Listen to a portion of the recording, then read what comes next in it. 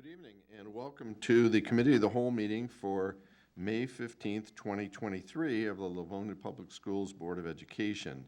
Welcome everyone who may be in our audience and at home. If you want to follow along with our agenda tonight, if you're watching from home, you can go to our website, livoniapublicschools.org. You can highlight over the School Board tab and drop down, and you will see board meeting information, agendas, and you'll be able to follow along with us there. The items that are coming before the board tonight are items that we have discussed previously last week at a very lengthy meeting. We were here for approximately 5 hours. Hopefully we won't go that long tonight, but we do have a rather full agenda. And this is the meeting where you will hear most discussion on these items, although, as I said, we did have a lengthy meeting a week ago. There are certainly going to be questions and comments on the items coming before the board tonight. So this is the meeting that you really want to watch because you'll get more insight into all of these items. Mrs. Burton will not be with us tonight. She is in Grand Rapids for the birth of her twin grandsons. So we wish her the best and congratulations to her and her family. So our item number one is our audience communication. I do not have any blue slips. I don't see any in the audience, so we will move on to item two, our committee of the whole. And we have one item this evening, our Wayne Risa board election, and I will turn it over to Superintendent Oquist. Thank you, President Johnson. So as you know, we have a Wayne County Risa Board of Education. They are the service agency that services all 33 school districts in Wayne County and all of the public school academies. They do have a biennial board election. So they have a 5-person Board of Education, as we have a 7-person Board of Education, and they have 2 members who have been nominated to fill seats on the board. Mary Blackman, she is looking for re-election to Wayne County Risa's board and has been a longtime member of the Risa Board of Education and has been an outstanding advocate for the schools within the county. And Danielle Funderburg, who has also served for many years on the Romulus Board of Education and has been on the Risa board since 2017. So they are both incumbents and both experienced members of Risa's board. And so a model resolution has been provided to you.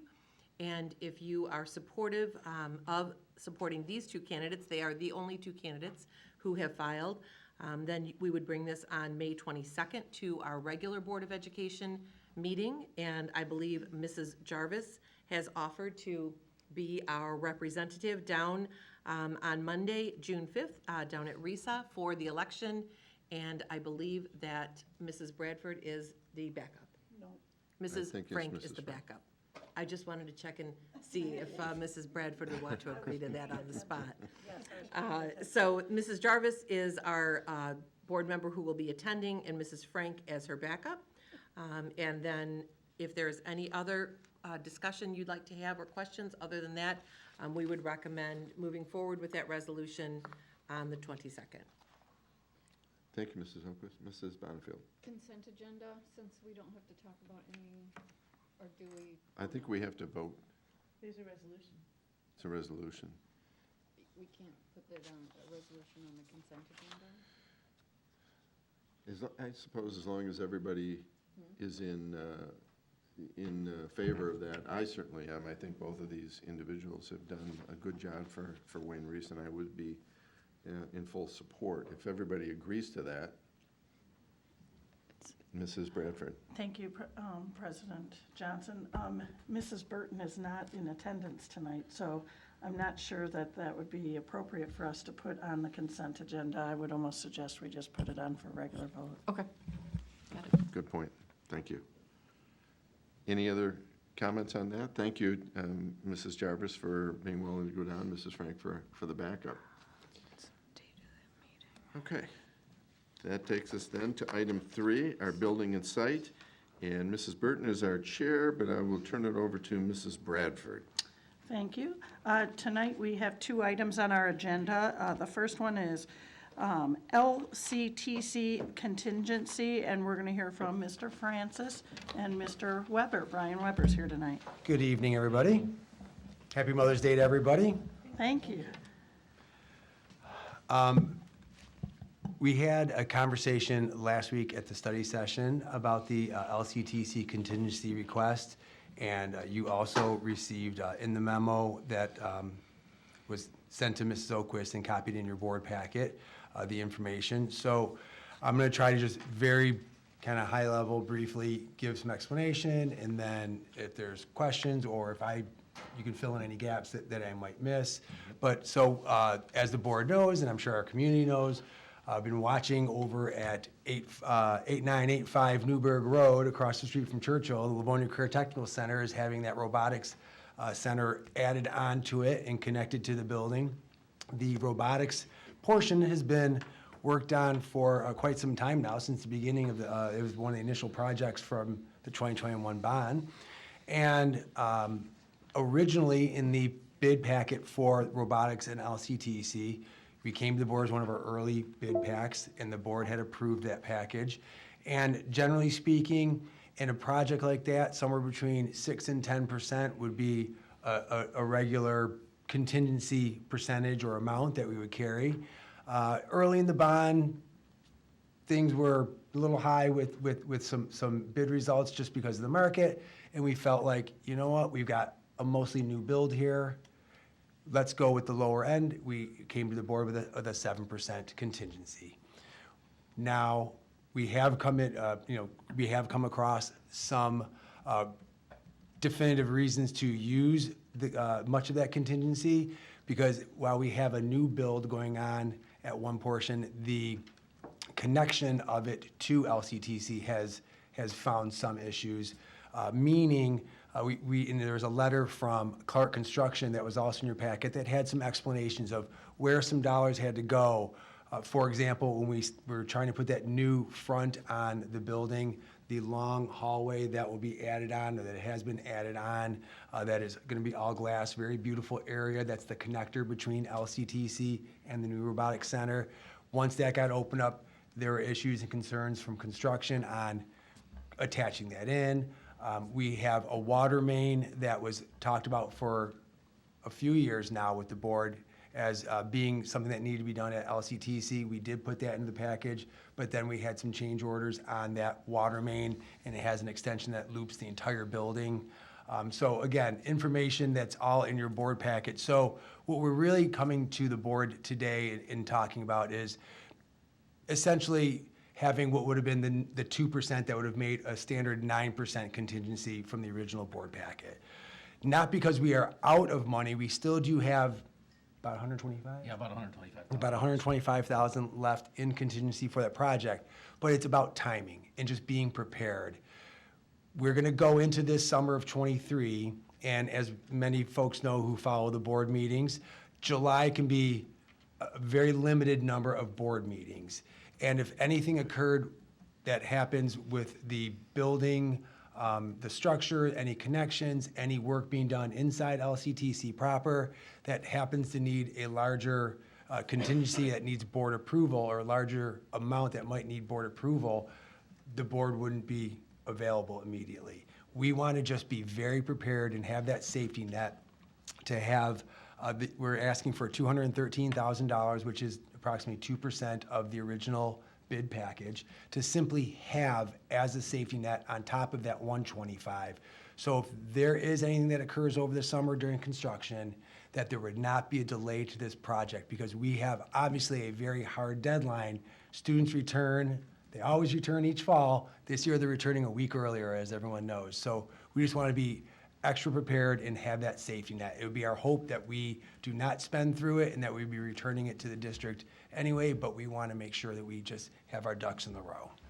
Is there anything that you want to fill in that I may have? No, I think that hits all the touch points. It's a matter of, we don't have, I just want to reconfirm, we don't have $200,000 to spend. It's that safety net. It's not us asking you to do more work than was already approved by the board. It's to make sure we don't stop the project, delay schedule for some of these changes were inevitable and unforeseen issues that we had to address. And if we come across those inside the building to finish up some of those renovations inside, is to be prepared for that, like Mr. Francis said. And just to clarify, there is a clear process for change orders, and that, if you want to just speak briefly to that process of approval that goes through our project managers, through the district, and so Absolutely. on. So we would certainly know of all those and have thresholds for which we would have to come to the board if necessary. Right. Very high-level process would be, for some of these changes, it was a instance discovered in the field to be an unforeseen condition. The contractor on site, along with Clark Superintendent, raised that. Typically, it's an RFI, or request for information. They send that to the architect. We then talk about it in our weekly meetings or have a specific meeting onto it. From there, we decide what the best answer is. The contractor would price it. We get those prices. Clark initially analyzes and makes sure the scope and costs are accurate. Gets passed on to our architect, TMP in this scenario. Then hits Plant Moran Cressa. We review it as well to make sure, vet out anything that we may catch our eye. From there, we work with Mr. Lau and Mr. Francis to make sure they're on board. And from there, it's a matter of processing signatures. So it is the full team looking at all these changes, not just anyone here. Anything you see in the bond program, it's the same for Project One as well. We follow that rigorous process to make sure multiple people, multiple steps are approving all these changes. Yeah, they take time. You generally, it's not something that, I know people might think like, oh, this happened right here, let's immediately start buying something or working on something. It is a process that gets vetted by multiple people. Does anybody have any comments? President Johnson? Thank you, Mrs. Bradford.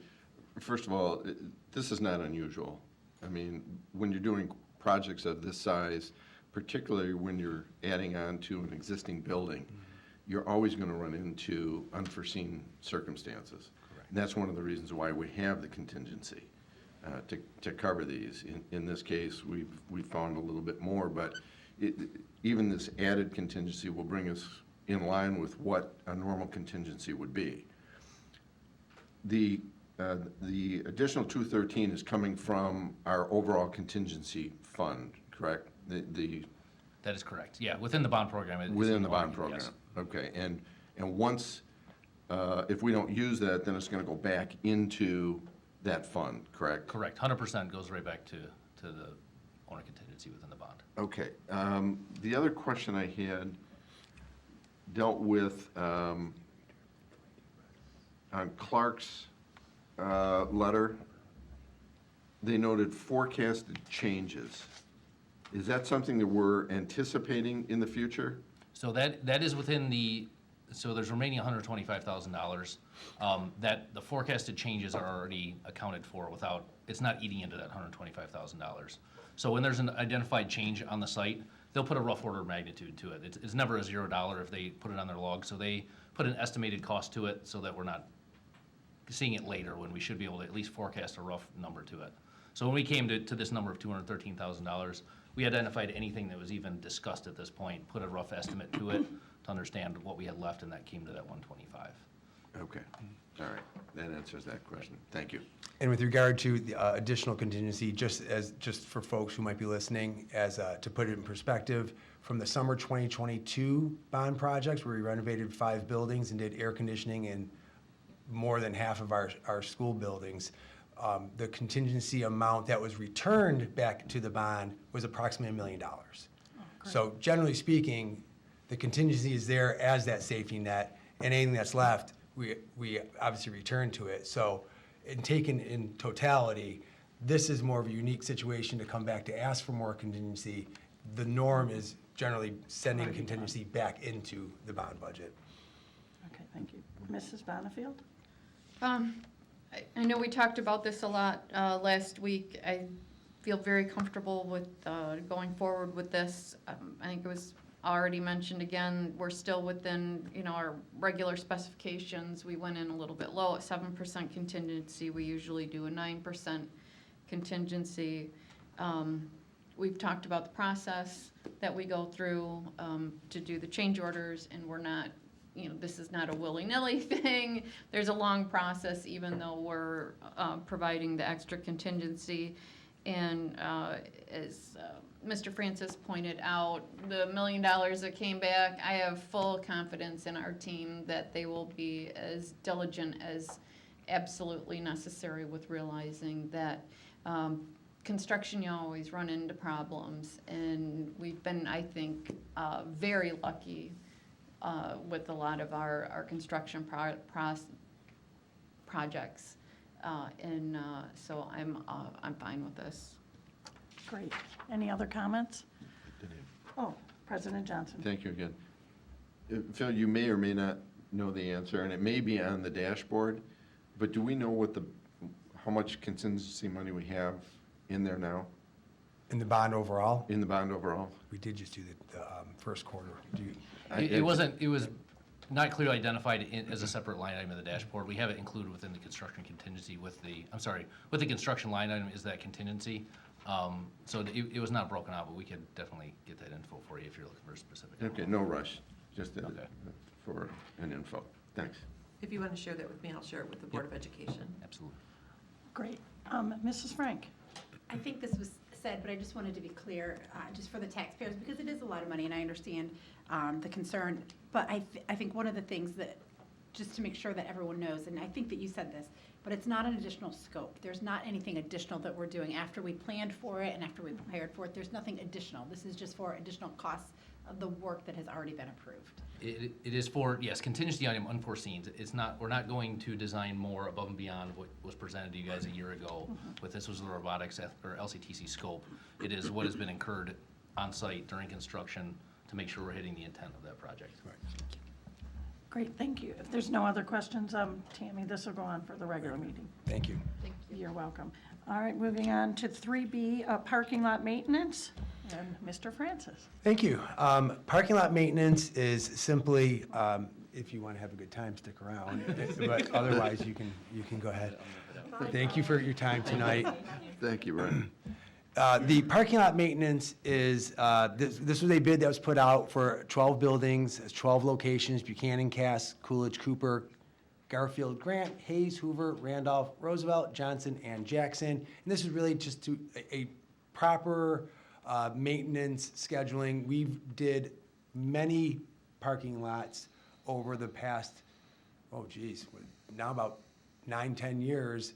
Ever since we began the 2013 bond initiative, we would follow up buildings that had construction with working on repaving of their parking lots. And we've had a bit of a pause in new parking lots. We did many of them. Not 100% of all lots got renovated or repaved. But this is simply a project of filling in cracks where you have them and sealing them up, and then doing some paint in these parking lots with regard to parking space lines and the handicap areas and the walkways that are all paint. This is just good practice, and so we put out a bid. We did only have one respondent. We had 6 companies that we contacted, and multiple companies came for the walkthrough, but only one company did put in. While that is frustrating from our end to do legwork to get folks to have interest in it, the dollar amount, the $40,000, is basically right in that ballpark of what we would expect it to be. So it was neither something that we said, wow, that's amazingly low, I wonder what's wrong, and nor was it, oh my gosh, we only have one and that person has a giant number. This is pretty much what you would think you would have for that scope of work. That many parking lots. So Mr. Lau and I had this conversation. We're both comfortable still bringing forward this recommendation because it is within our budget, and we would like to continue with this maintenance program over this summer. This is a general fund item, by the way. Okay. President Johnson. Thank you, Mr. Bradford. You know, when you talk about the cost, Phil, we're talking about 12 different locations. So it's only $3,000 per parking lot for striping and maintenance. That really isn't that much. And if we were to go do, frankly, half of these, it would be a number that would not even, we wouldn't be at a board meeting. But we want to take a big bite of the apple and get a bunch of them done. And you noted this is a general fund. Yes. Can you explain why this general fund and not sinking fund? Sinking fund is not allowable expense through the sinking fund. This is general maintenance. It's considered a general maintenance item. The filling of cracks and the painting of parking lots has to come from your general fund. Great. Any other questions or comments? Okay, then, Tammy, we're going to put this on for the regular meeting. Thank you. Thank you. And that concludes Building and Site. You're getting an easy ride here tonight. Very good. I'd say it's easier for you to not have to listen to me for very long. So better for you. Have a good evening. Thank you. You too. All right. All right, that'll take us to item 4, our curriculum committee, and I'll turn it over to Mrs. Acosta. Thank you, President Johnson. We have quite a few items this evening, and the first one, item 4A, is updated quality assurance review process for LPS, and Mrs. O'Brien will be reporting. Good evening. I am happy to meet with you today and share with you the work that our choir team has done over the past few years to update our internal review process. So, we get accredited typically through an external group. Prior to 2009, individual buildings got accredited, and since 2009, we have been district accredited. First through Advanced Ed, and now Advanced Ed is called Cognia. And the last time we were accredited in 2018, we had some concerns about our visit and the quality of that visit, and our choir team began to kind of dig in and look at other groups that might do external accreditation visits or reviews of districts, like Blue Ribbon. Webster is a Blue Ribbon school, but those are only done by individual schools, not whole districts. And since Cognia, since our last internal review, the price has gone up, so we pay over $30,000 a year just to be accredited, and the cost of our visit was somewhere in the range of about $40,000 to $50,000 to have the team come, the additional responsibility of training, and then you had fees that you had to pay to get re-accredited. So that yearly fee went up, and then the next several years have been increased over the last visit. So our choir team has done some research into other companies and haven't found one that does district accreditation. And so we've been instead looking at increasing and improving our own internal review process and not getting re-accredited with Cognia. So when our this year's license contract ends, we would like to not up our relationship with them, and instead create a more in-depth review process within our own district, and then possibly, once we get our own review process going, build a relationship with some of our neighboring districts and do some reviews of each other. So create some inter-district teams.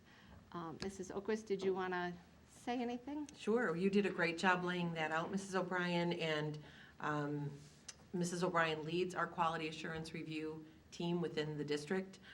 And we have been talking about this for a couple of years now, and we have also found that the majority of districts who were previously associated with Cognia or Advanced Ed have since discontinued their relationship. They did not find the benefit. The overall cost of over anywhere between $150,000 and $200,000 over a 5-year period.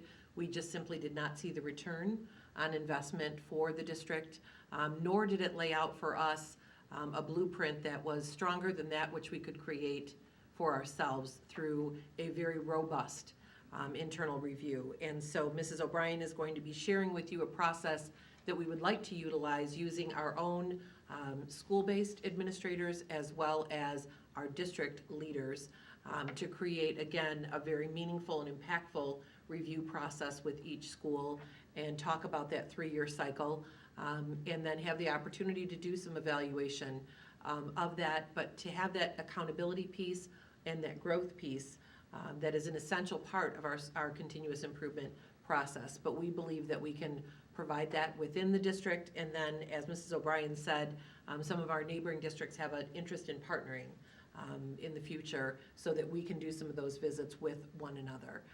So, Mrs. O'Brien, I'll let you lay out the process. Okay. So our core team has been working on this for about the last year and a half, And, you know, we haven't done internal reviews really since COVID. And so we have a great plan and process to move forward for the next fall. So accreditation is a method of assurance that what we say we're doing. So it's a way of looking at yourself and gathering that information, connect it to educational standards. So we utilized Cognia's standards just as a baseline, since we're currently in them, to compare to what we want to build our model for, so that we have those leadership standards in place. And then this is just a review of where we have been. So we've been district accredited since 2009. Our process, each time that we were visited, we updated our own internal review process based on their feedback. This last time, we did not find their feedback impactful, and so we've been doing some research about what would be the best way for our teams to work together to improve our school improvement process. And one of the things we say is to hold a mirror up to a school. Our visits could do that for them. So our core team has a vision. So we worked on this actually in 2018. So to provide a mirror to our schools through our internal process, we will relentlessly question our practices and methods in order to improve student learning. And so some of our beliefs with that is student achievement, students achieving at grade level and beyond, high levels of engaging data-driven instruction, quality tier 1 instruction that includes warm, safe, trusting classrooms, consistent, rigorous, engaging curriculum and instruction, and a system of supports for students who need it. So every educator is committed to being actively engaged in collective inquiry and meaningful collaboration. So we took the opportunity to add in our professional learning that we've been doing this year and our professional learning teams as a part of our school improvement process. And so adding that in seems to be a natural fit to where we are right now after the first year of having that consistent time for teachers to meet in their teams. So what would happen for the school? So the purpose of the visit would be to provide that mirror to their school improvement process, create an opportunity for that school to self-reflect and grow, for them to share their accomplishments. So what are we doing well here? Share and get support on their PLC journey, and then ensure that all of our priorities and goals are aligned, that we're all working towards the same things, including increased student achievement.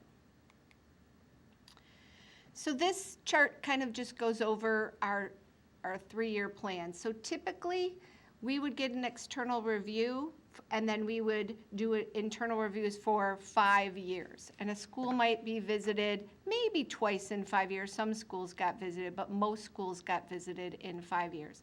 What we wanted to create is a consistent team that would meet with a group of 3 schools. And so that team would be a relationship with that principal and that school improvement team at that school for the next several years. So choir team members would be assigned to a group of 3 schools. And I'll jump to the middle to the visit year. So the visit year would be the choir team coming in the fall and meeting with the staff, and then coming back to 2 visit days. And I'll give you more details on that. But if you go back to the left, the pre-visit year, if I was being visited next year, I would go on a visit to somebody else's school the year before that. And at the elementary level, I could bring my school improvement chair. At the secondary level, the assistant principals would go with the principal, so that they would have the experience of going and visiting another school and walking through this process. Then they would have a year where they would be visited. And then that follow-up year, which this is something we haven't done very consistently, is if they have that team and a relationship with that team, then they would continue to follow up the next year. So when we visited last year, we noticed you were working on this. How's that going? Where's your school improvement goals? And they would come back both in the fall and the spring. So this is a little bit more information on that pre-visit year, so they would visit another school. That would give them that opportunity to see what was going to happen. In the fall, we would visit a staff meeting. So previously, our choir initial visit would be just with a school improvement team. Instead, this would be an opportunity to meet with the whole staff, let them know what's going to happen that year. And the choir team wrote a survey for staff that we would want them to take right there on the spot, kind of gathering some cold data on, so what's the school improvement process at your school?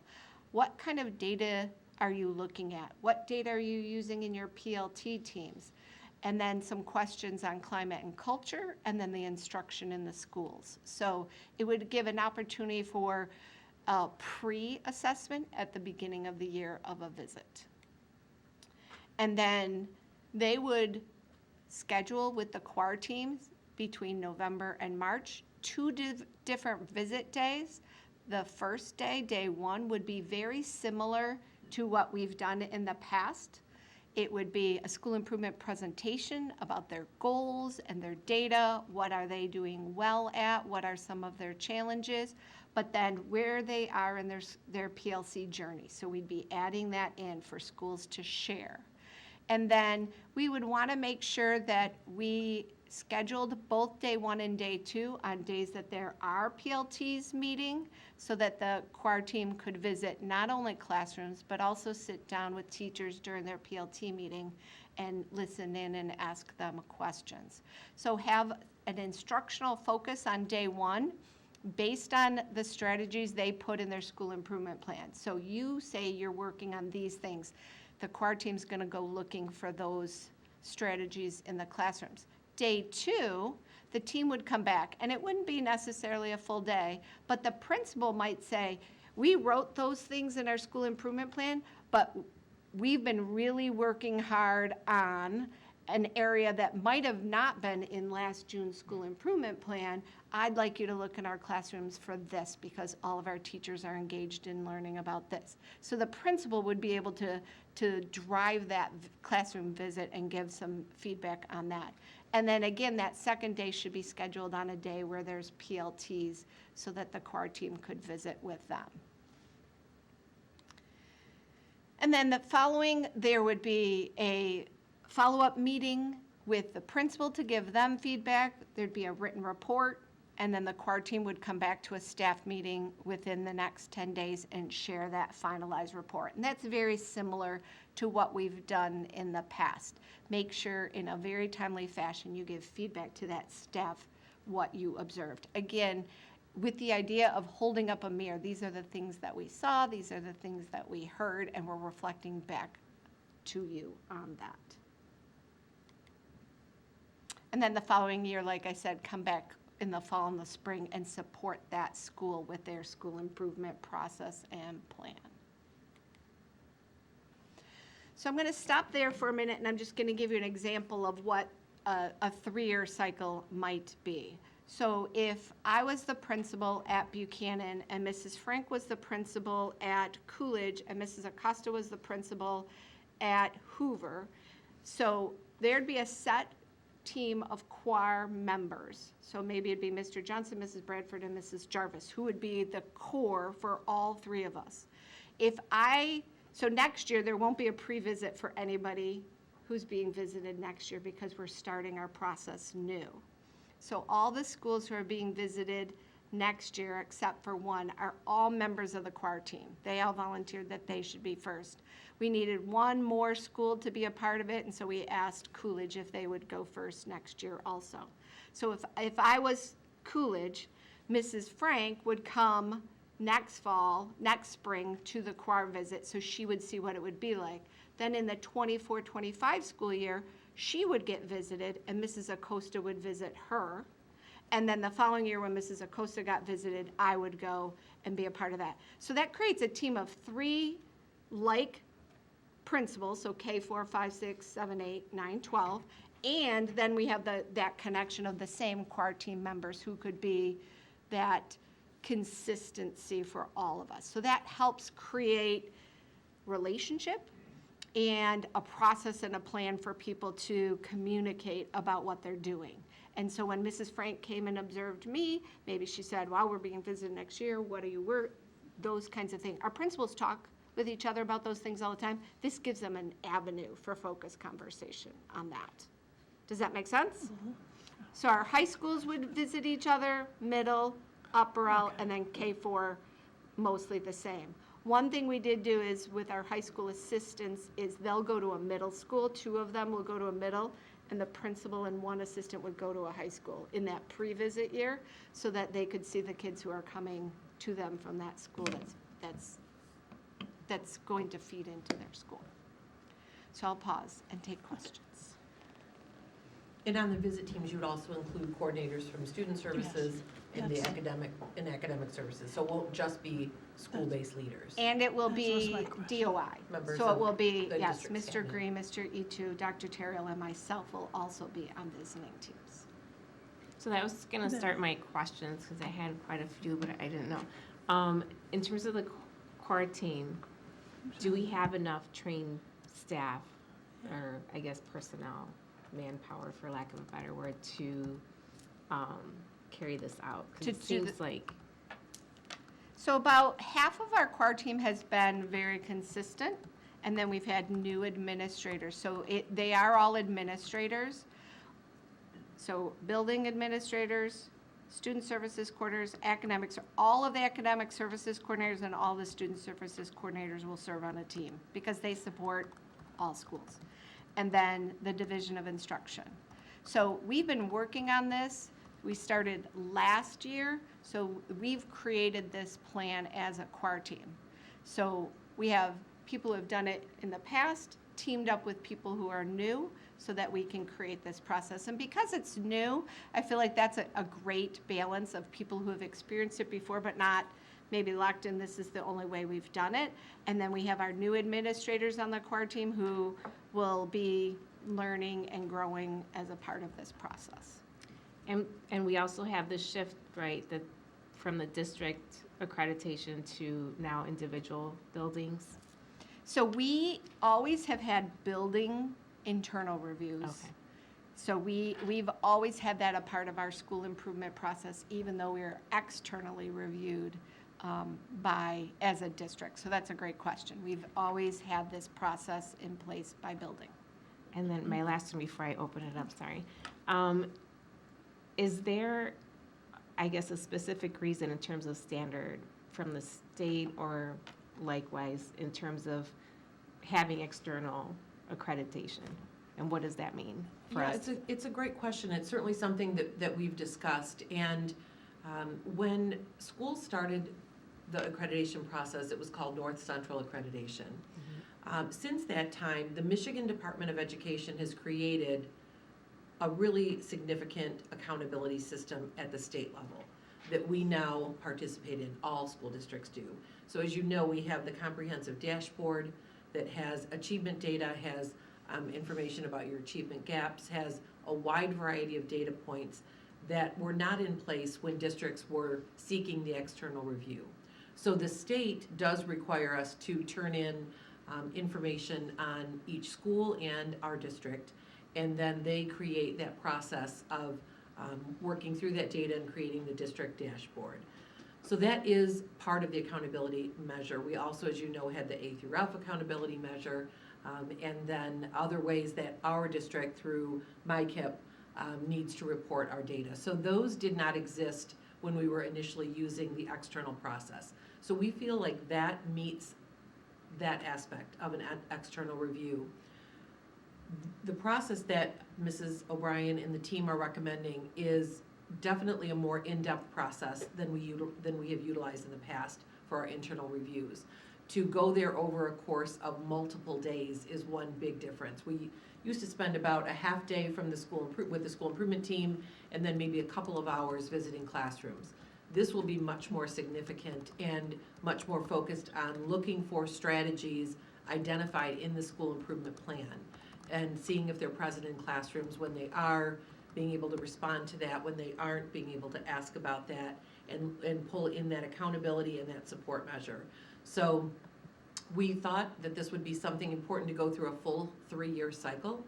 And if either the cabinet team, our division of instruction, or the board does not feel that this is providing sufficient oversight of the school improvement process, we can absolutely look back at other opportunities. Again, there are other school-wide accreditations, but Cognia is really the main nationwide process for district-wide accreditation.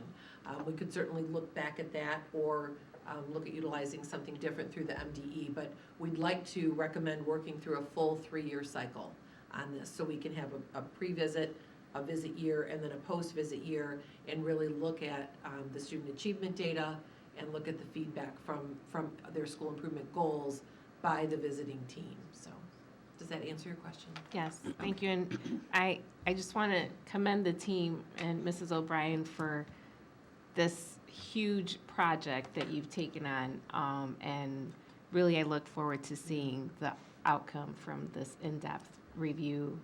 Any accountability that looks at our student achievement, I'm all for it. We're all winning. Ms. Jarvis. Thank you. I have lots of questions in no particular order. So firstly, I want to echo what Mrs. Acosta said, and just kudos to the team for taking on this huge juggernaut. This is massive.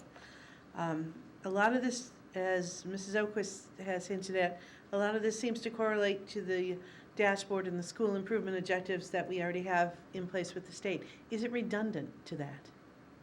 So we have a school improvement process that each school is required to do, and a district school improvement process. Those accountability measures at the state, that's typically just state data. PA 48 has been something that's new, that's local, but when we do school improvement, we typically have a national, if we give something like COGAT, we have our state data, and then we have our local data, and in school improvement language, having the 3-tiered stool gives you a full picture of your school. Climate and culture is another thing in the last 10 years that we collect a lot of data on how our students are feeling. Do they have an adult that they can talk to at school?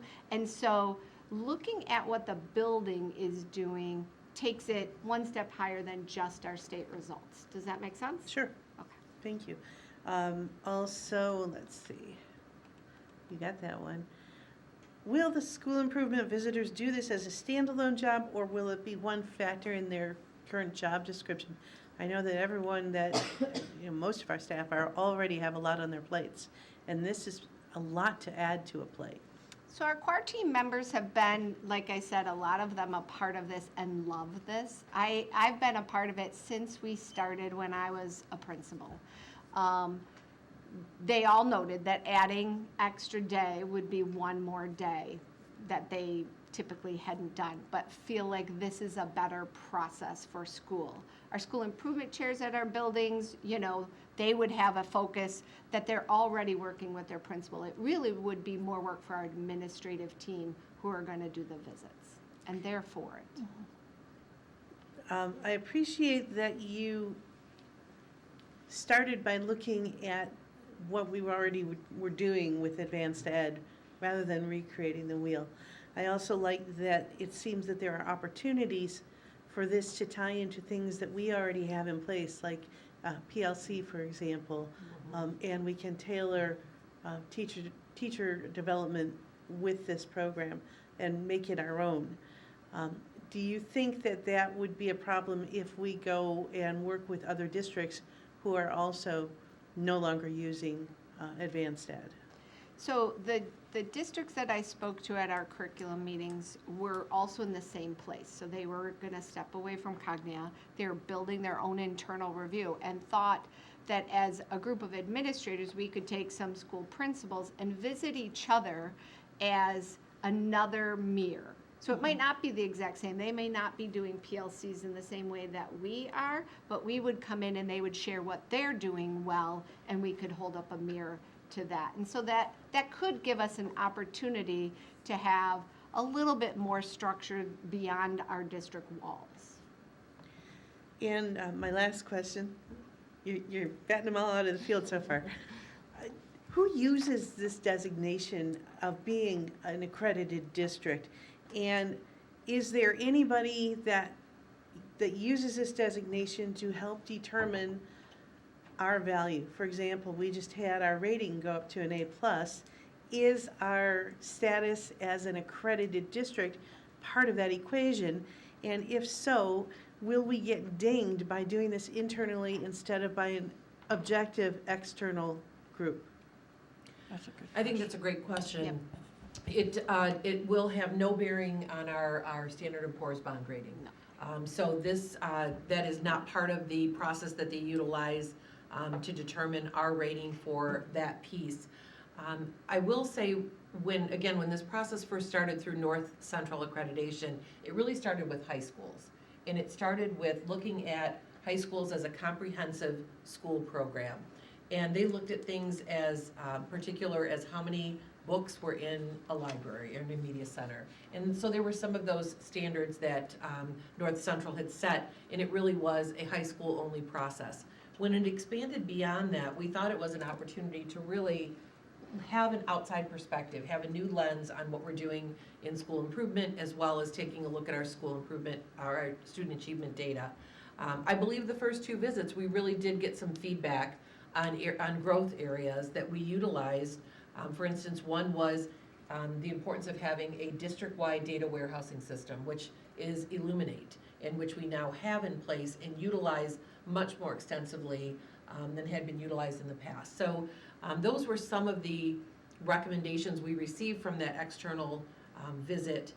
And again, this last time, it really was not as meaningful or robust. And so what we're hoping is that we are able to dig in, knowing what our expectations are as a professional learning community. What do we expect our professional learning teams, our PLTs, to be doing? We would have a better sense of the strategies that are in the school improvement goals and whether or not they're being executed in the classroom. It's difficult to come in and kind of swoop in for a day or two and visit 12 or 14 schools within the district and really get a feel for that. So as far as who utilizes it, I think it used to be something that schools would put on their stationery, on their letterhead to say, we have been Accredited. examined by an external organization. And I believe it held more sway maybe a decade or 2 ago than it does now. And I think knowing that many districts have chosen to move away from it as it's become more cost prohibitive and really not a good return on investment, I think we'll see less emphasis on people utilizing that as a measure. I can tell you I do not ever get a question about this currently in my role as families are coming to the district, as we're touring schools and things of that nature. Years ago, we would get that question with regard to accreditation, especially when district-wide accreditation had come out, and we were one of the first largest districts to receive that designation. That really is not the case any longer. All right, thank you. Thank you. Mrs. Bradford? Thank you, Mrs. Acosta. Yeah, I agree with both my colleagues on the comments. Great questions and really good feedback. One of the questions I have is, again, I kind of echo the QUAR team and the process. You said administrators, academic coordinators. Are there teachers also on that? No. So there won't be any teachers that go to other buildings that are looking at? At the K-4 level, because they don't have an assistant, what we talked about was they could bring their school improvement chair. So again, in that pre-visit year where I'm going to visit a school the year before I myself am being visited, if I'm a K-4 principal, I could bring my school improvement chair. At the secondary and 5-6, because they have a principal and an assistant, people felt like they would get a good view with 2 different people. When you go and visit, you can't have too many people going in all the classrooms. Yeah, that's my next question. Approximately, how many people make up a QUAR team then? 5 people, 6? or- 3 to 5, Okay. depending on the level. There's more with all the assistant principals. And at K4, it's 3 to 4 QUAR members, and then that principal, the year before they get visited, would join with their school improvement chair. Okay, and if I'm correct on this, did you say you're going to visit 3 schools per year? Or will all the schools be visited in 1 year? No. All schools will be visited in a 3-year cycle. Okay, so it's a cycle. Yes, and so I believe it's 7 schools next fall. I can give you the exact what schools. We have a tentative plan. Our early childhood center would be an add-on to a team of 3 of K4, and we move them to the 3rd year because they'll be packing next year and unpacking the next year, so then we thought the following year would be a good year. And then Garfield is added to a group. So most teams are 3 schools make the round, the 3-year cycle. Okay, so when it's of 1 year, then you have them being visited the next year and then a review. It's going to be revolving, correct? Yes, correct. So my only concern, I love the idea, would be fatigue on the part of the choir team, being able to keep up with their, to really make it valuable, to make sure that they don't get fatigued, by going through that cycle. That would be my only concern, but. I wonder if it's, and perhaps we should be clearer about this.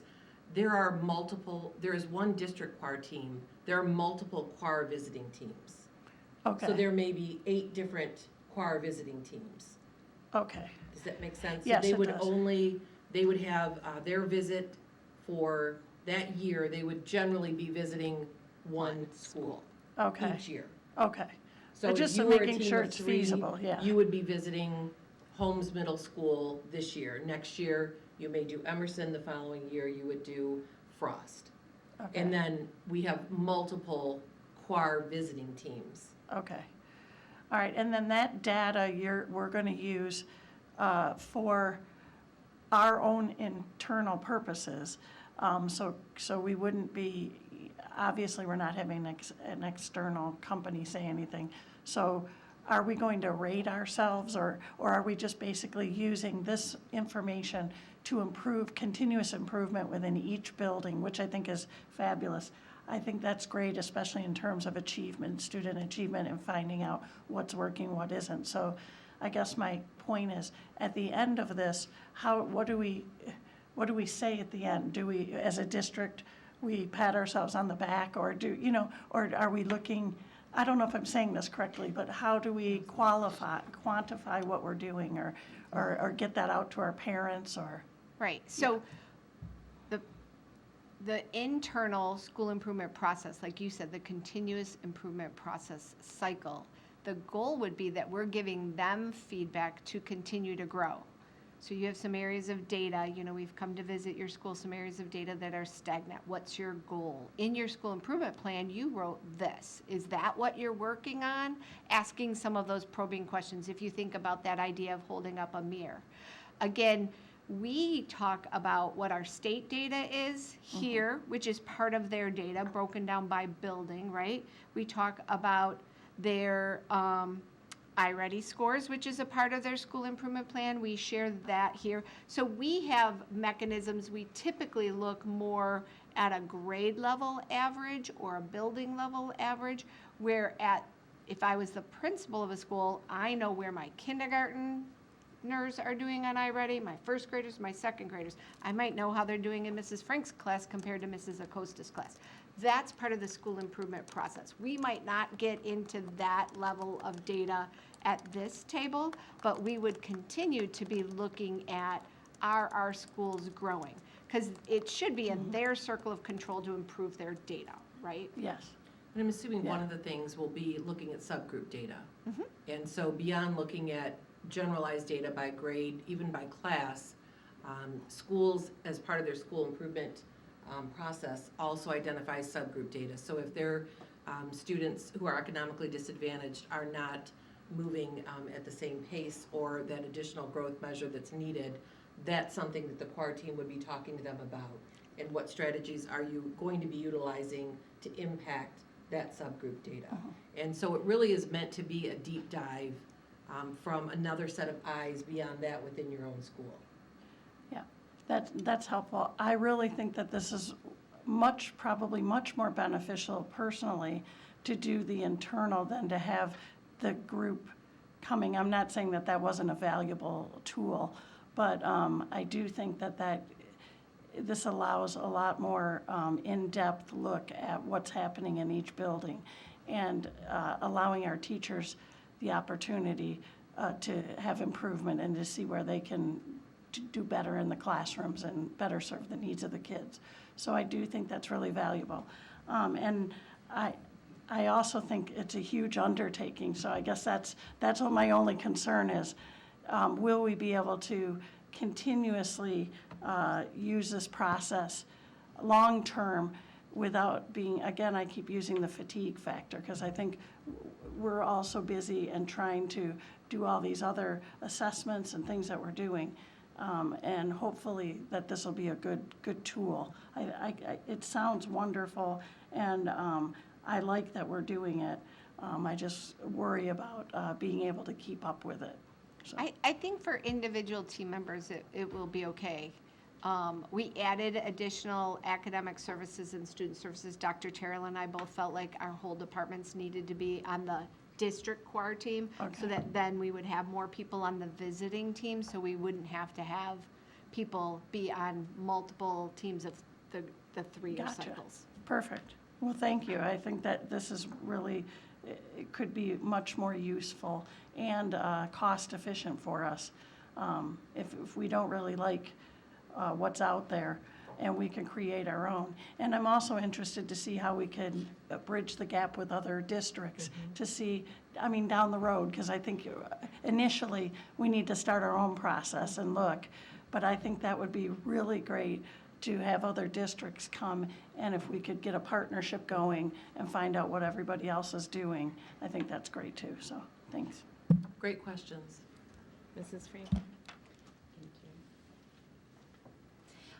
Thanks. I think this is great. I remember when we went through it the last time and we're disappointed by the feedback that we got. So I think this is so innovative and outside of the box to think about how we can do this ourselves. So I'm really excited about it. One of my concerns is just there's a disconnect sometimes between a relationship and objectivity. How do we, if we're building relationships, right, the best part about having an outside source come in was that they were totally objective. They have no relationships with anyone. And once you build a relationship, it's hard to lose that objectivity, right? I can evaluate somebody from a different school board and see their performance, but it's really hard for me to, objectively, right, one of you that I know your families, I know what's going on. And so how do we manage that, and how do we teach how to be really objective, right? If we want to get meaningful feedback, and it's my friend that I'm getting meaning, because we work together, right? We have principals that work together, and they're a great cohesive group on both the elementary and secondary level. But how do we ensure that we're getting really constructive feedback, honest feedback when we do have relationships with them?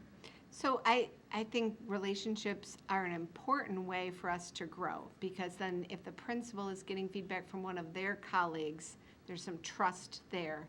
While you're doing it this way, my data isn't there. So it's very similar to a PLT in that way. Then our academic services coordinators are in all of our schools. Our student services coordinators are in all of our schools. So they're a little bit more objective because they serve many, many buildings. And then the Division of Instruction, Mr. Etu, Mr. Green, Dr. Terrell, and myself will also be on teams. So I think we have the balance of both, a colleague at their level who could be someone who's connected with them, plus some people they have relationships with, but my department's job is curriculum and instruction and assessment. Dr. Terrell's is to make sure that we are closing the gap and making sure we're serving all of our students. So I feel like we have maybe a good mix for this. So we'll see as we build this. I think there's a lot of positive possibility. Yeah. The other thing is just, I know that your team has talked about this. I just hear so much, the principals saying they're just overwhelmed. Just so much on their plate with lots of things going on. So having the principals out of the building more. Is there something we're taking off their plates? Is this an additional job response? How is that going to look? Just because I think that it's so important to have the principals in the buildings that they're serving. How is this going to look? How do we make this work so that we're not continuously taking principals out of there? I know they're only going to do one building, so is that really the key to it, to make sure that they're only doing one building? Yep.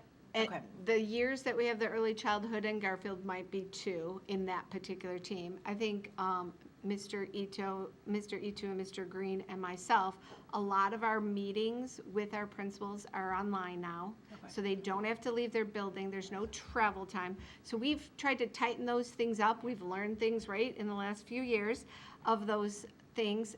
And the people who are in choir are passionate about school improvement. So I think they will be finding their own ways to balance that because they want us to grow and be able to support each other with the areas that we need to grow in. Thank you. Thank you. Thanks again for your work. I think it's Mrs. great. Mrs. Bonnefield. So can we start off a little bit? I remember the last accreditation, and it was very painful and frustrating, maybe is a better word. Can you just talk a little bit about, we haven't talked about what those look like, and from what I remember, right, as we talk about it, I think in our imagination, we think there's a professional team that comes from California and they come in and this is their job every day, and that's not what it was. They were teachers from the local area that were taking time off from their own jobs to come and look at our schools. And maybe I'm making a little bit of assumption, but from my personal viewpoint, it felt like some of the people were just like on a boondoggle, right? That they were getting some time off from school and they were getting to chat with their friends, and and that's where I think the feedback doesn't come from. So, and maybe I just answered the question that I'm asking, but I guess I want to make sure that people understand who these people were. And not that they're bad people. Some of our people went out and did accreditation for other schools. But that it wasn't. The lead person is trained, again, by Advanced Ed, when it was Advanced Ed. So the lead person worked for Advanced Ed, and then there was a team of volunteer administrators and teachers from the area to make up the team. They were here for 2.5 days, 2 full days. They did, they met with parents, they met with students, they met with staff and asked them questions. They went through the data we provided them, and then they visited schools. This last visit, they were in our schools only 1 day. Other times, visits I was in there the 2 full days. That's not how this particular team worked. And when I was on a team, I was told I had 30 classrooms I had to get into in that day. We had team members who sat in a given classroom for over an hour chatting. So there was many things, and I can't tell you that that particular group didn't provide us a lot of feedback, but Advanced Ed was also linked to Michigan Department of Education, and when that link broke, Cognia came in and took over Advanced Ed. That is also when our index scores came, our grades came. We always have had an annual education review. Our dashboard went up. So there was a separation of accountability at that particular time. Okay. I think the next thing I wanted to talk about is, I think, when you say we have spent a lot of money to go out and get accreditation, there's probably a group of stakeholders that would say, oh, you're paying all this money to get accredited, of course they're going to give you a good accreditation, right? And therefore, the accreditation's not valid. Other people are going to buy into that accreditation and feel comfortable that there was an outside source. So on the flip side, I think, can you just, and maybe we've covered it, but how do you respond to the stakeholders that say, well, and it goes along with Mrs. Frank, how can you be objective? How do we assure stakeholders that we really are looking and how we're holding ourselves accountable and why we would want to be honest about what's happening in our buildings and not sugarcoat things or, not.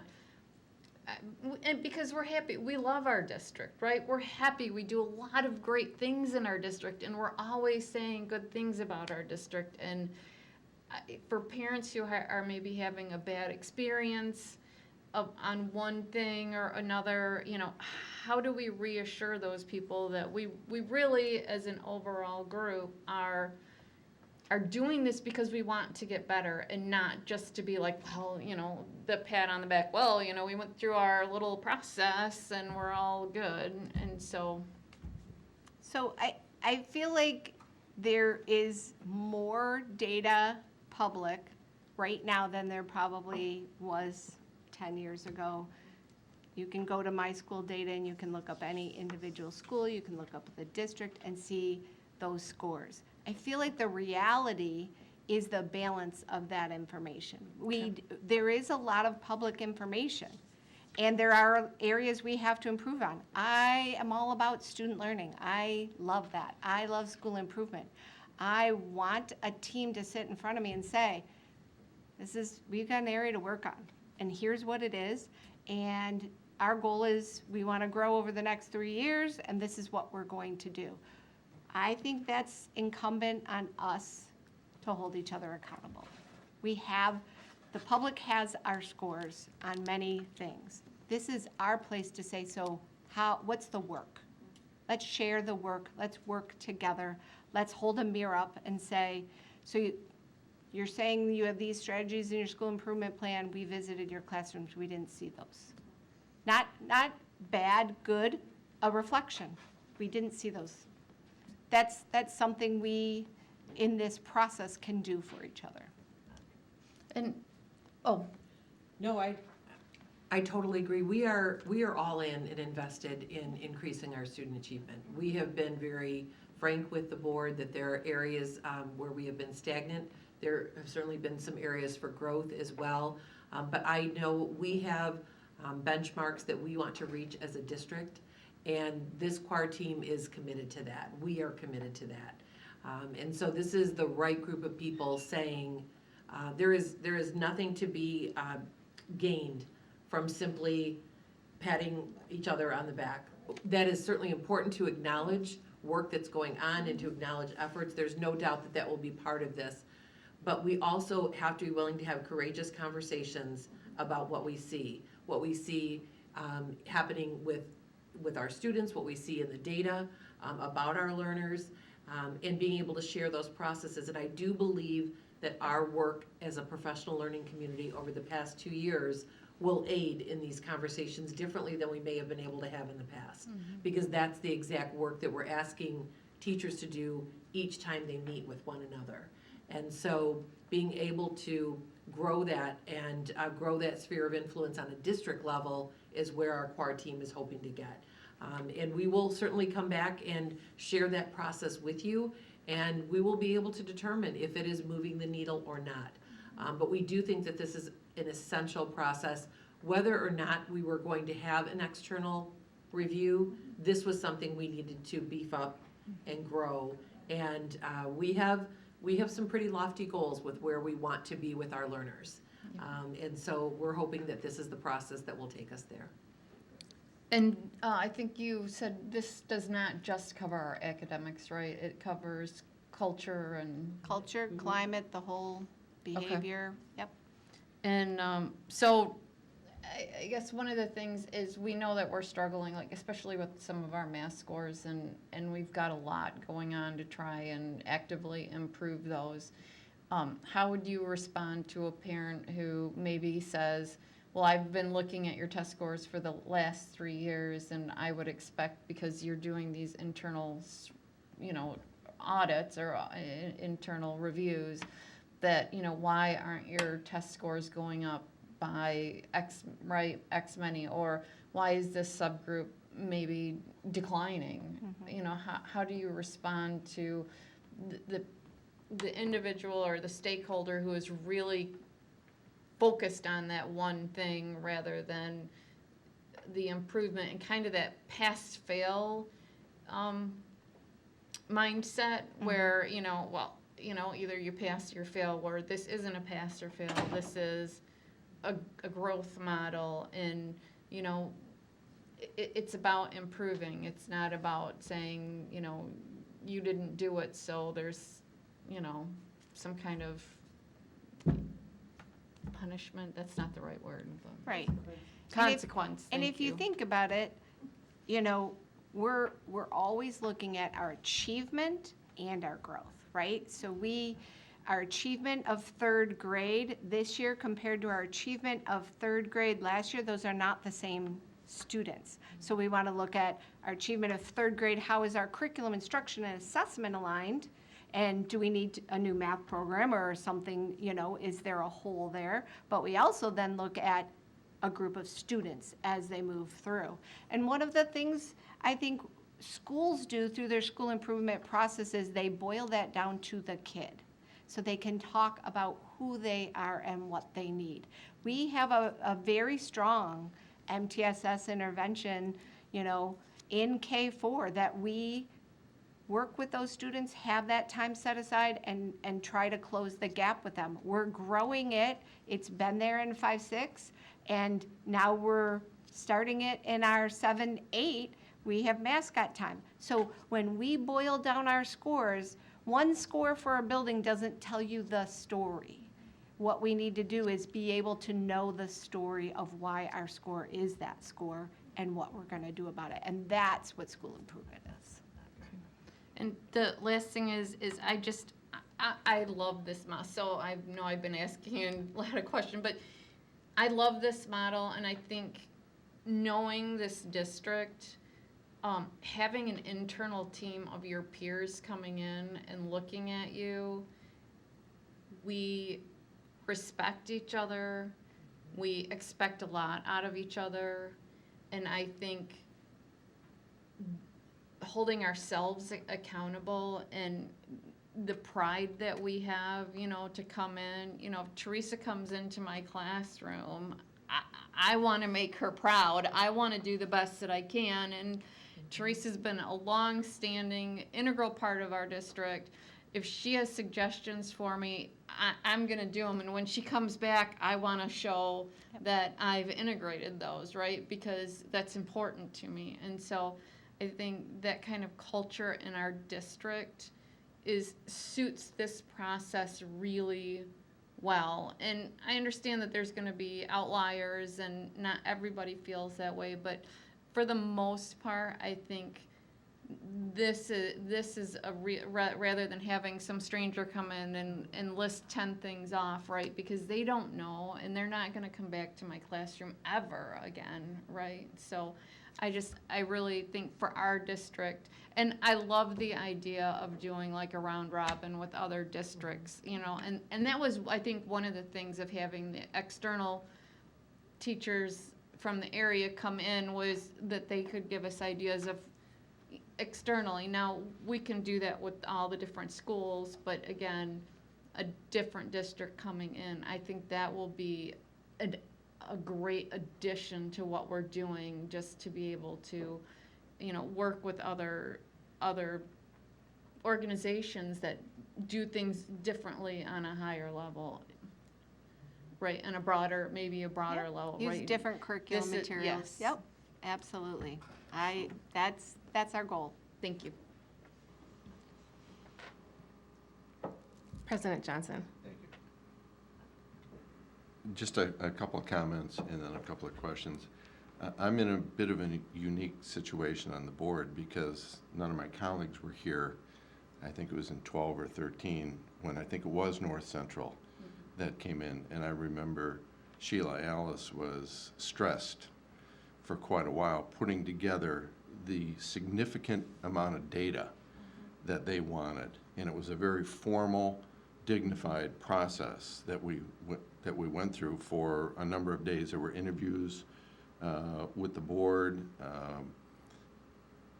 In 2018, it was totally different. It was I sat back and I thought, what are these people doing? Not only during the process, but when we had the formal review, it left me sitting back going, what was that? We didn't get much out of it. I can see how this process is going to be so much more valuable to us than that one. The one in 2013 probably gave us a little more information. But there was really a total downturn in what we got the last time that they were here. So I understand moving away from that. I guess one question is, are there any other organizations out there other than this Cognia that do this type of thing? Not for whole districts. So there's universities that get accredited and they do large scale. And then there's several different building ways you could get accredited. Like I gave the example of the Blue Ribbon Schools is a way a school could go through a process, and that would be something like an accreditation that they could put on their website, but not for public districts. Do we know why they went away from that? I think they've just consolidated. I think less and Have less districts were doing it, and they've consolidated, and Cognia was the last company standing. Okay.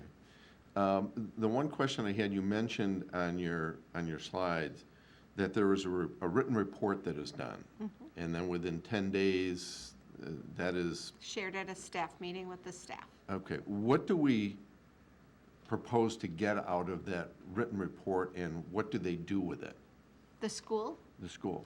So again, it would be like a reflection of what the team saw over those 2 days. So reflect back their presentation on their school improvement goals, what their strengths, what their challenges are, how those portrayed into the classroom visits and their professional learning team visits. So reflecting back all the things they said that they were working on, and did we see those things? So it would be a written report following that same process of the agenda of the day, giving them that feedback back, and then in that follow-up year, utilizing that to help them grow their school improvement. So we intend to use that report, that they implement some of the things that we saw, or that the team saw, into that school, and then when you do the follow-up the next year, you're gonna sort of look for what was on the written report and where are they now? Yep. Okay, wonderful, thank you. Ms. Jarvis? Thank you. I want to make sure everyone else had a chance first. Couple things I find really exciting. Compared to the state, when they do their dashboard and their state assessments, they have a minimum subgroup of 30.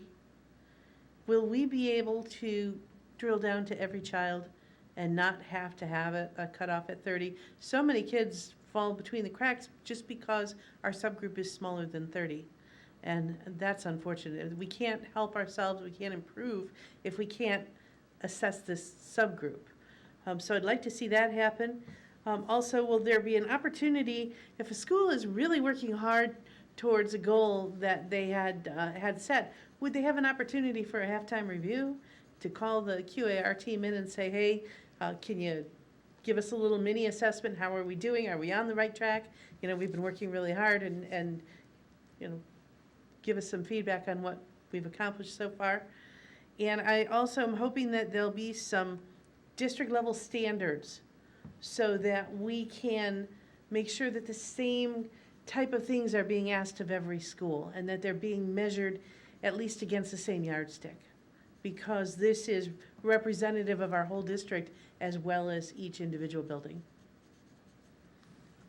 Absolutely. Thank you for that feedback. I think that's a really good idea for us to create those standards. And currently, our schools do get all their subgroup data for their students. So kind of goes back to what I said about digging into the story of that data, who their students are. And the halftime review is exactly why we wanted to have the same team, so that you have a relationship with them, so that they would begin to build with each other. They could call someone and say, hey, can you give me some feedback? We're working on this. Or we're going to do a professional development at a staff meeting on this. Can you just look this over because we're working on this? Can you give me some feedback? So absolutely. Thank you. So, Mrs. O'Brien, I know that we've talked about, this as a whole, right? That this is a new process, a new, I don't want to say project because it's not really a project, but a new process that's being implemented. How do we know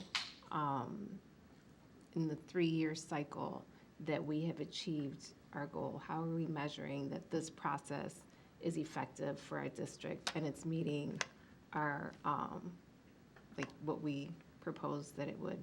So for myself, so I see our district school improvement goals are based on our school goals. Our district priorities that we set as a cabinet team that we're looking for improvement, those things are all interrelated. We share them with our administrators.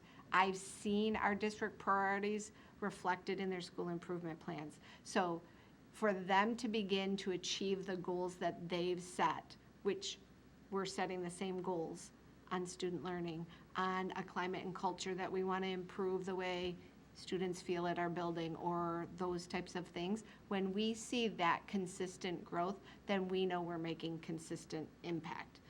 There's sometimes, you get a little up and a little down. That's part of implementation.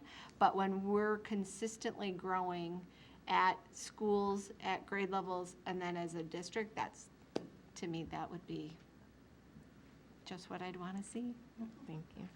And I know that initially, at least in my mind, when I think about an external organization coming in, I compare it to like an audit. And we wouldn't expect ourselves to audit our own organization financially. And so I think that's where we kind of think of that same objectivity that Mrs. Frank was talking about. And that kind of stifles what we're looking at in terms of in-depth growth and digging deeper, where even with our financial audit, it isn't as deep as what you're doing with the core. So just keeping that in mind, that it can't be. Analogy. Yeah. So thank you so much for all the work. And we look forward to great results. Thank you. Okay. So we're going to move on to item 4B, psychology textbook adoption. And again, Mrs. O'Brien. Thank you. I haven't brought you a textbook in a while. It took me some preparation. And this particular textbook group has been working since 2019. So this is a textbook called Psychology in Your Life. This is the 4th edition that we're bringing that we would like to purchase for our Intro to Psych classes. This team started in 2019, and they were searching through the textbook and materials that were available at the time, and Mrs. Fenkel was leading that group. They aligned it to the C3 framework and the social studies standards for the state of Michigan, which at the time were not fully adopted, but we had the released ones. They looked at 9 different books starting that year. And their top book, this particular book, Psychology in Your Life, they were told was going to get updated in 2022 or 2023. And so they asked to stop. So one of the times I presented to you our 3-year textbook plan, I shared with you that. So they've looked at this updated version. They've used it this year with students, and this is the book they would like to move forward with. So 2 of those members have been doing this work since 2019. One teacher no longer teaches psychology, but we have some great teachers who seamlessly moved over to working with Mrs. Rousseau on this committee. So this purchase is for classroom sets of books and 6 years digital licenses. And one of the classroom sets for each school would also have a student study guide. So they don't feel like they need them part of the time. So they have a textbook shared in a classroom set. They have a digital license for every student, and then they have this, let me read it exactly what it's called. It is called the Student Study and Revival Guide, and they want a set for every other classroom. So if I was at Churchill and Mrs. Oquist and I both were teaching this, we'd have one set of those to share. This purchase comes with professional development and then a hard copy of the teacher's edition for the teacher, but then all of the teacher materials are also online. And so this total cost is $37,315.20, and includes shipping and handling and 1,440 hard-covered books. Thank you. Any questions? President Johnson? Thank you, Mrs. Acosta. I'm presuming the book that you're proposing to purchase is the 2023 It is. version? Thank you. Yes, the Okay. fourth edition is the 2023. Okay. And I did say the number wrong. So the 1,440 is the number of licenses, and 240 is the number of books. I was like, wow. I was Okay. like, you're not doing very good math, but I did it. So, And there is no charge for the PD, right? correct. It's included. It's included. Okay, great, thank you. Thank you. And that's ready to go on next week. Yep. Thank you. Thank you. We'll move on to item 4C, and Mrs. O'Brien will speak on grades 3 and 4 word study textbook adoption. Yes, thank you. So I'm gonna give you a little background on our word study work that we've been doing, just so that you know. So this purchase is actually for the training through IMSE, which is the company that owns Orton Gillingham. And their training is walking teachers through their digital product, and we get a teacher's edition hardcover with that. We do purchase some materials that go with that, and at K2, there's a lot of kinesthetic materials that help kids learn.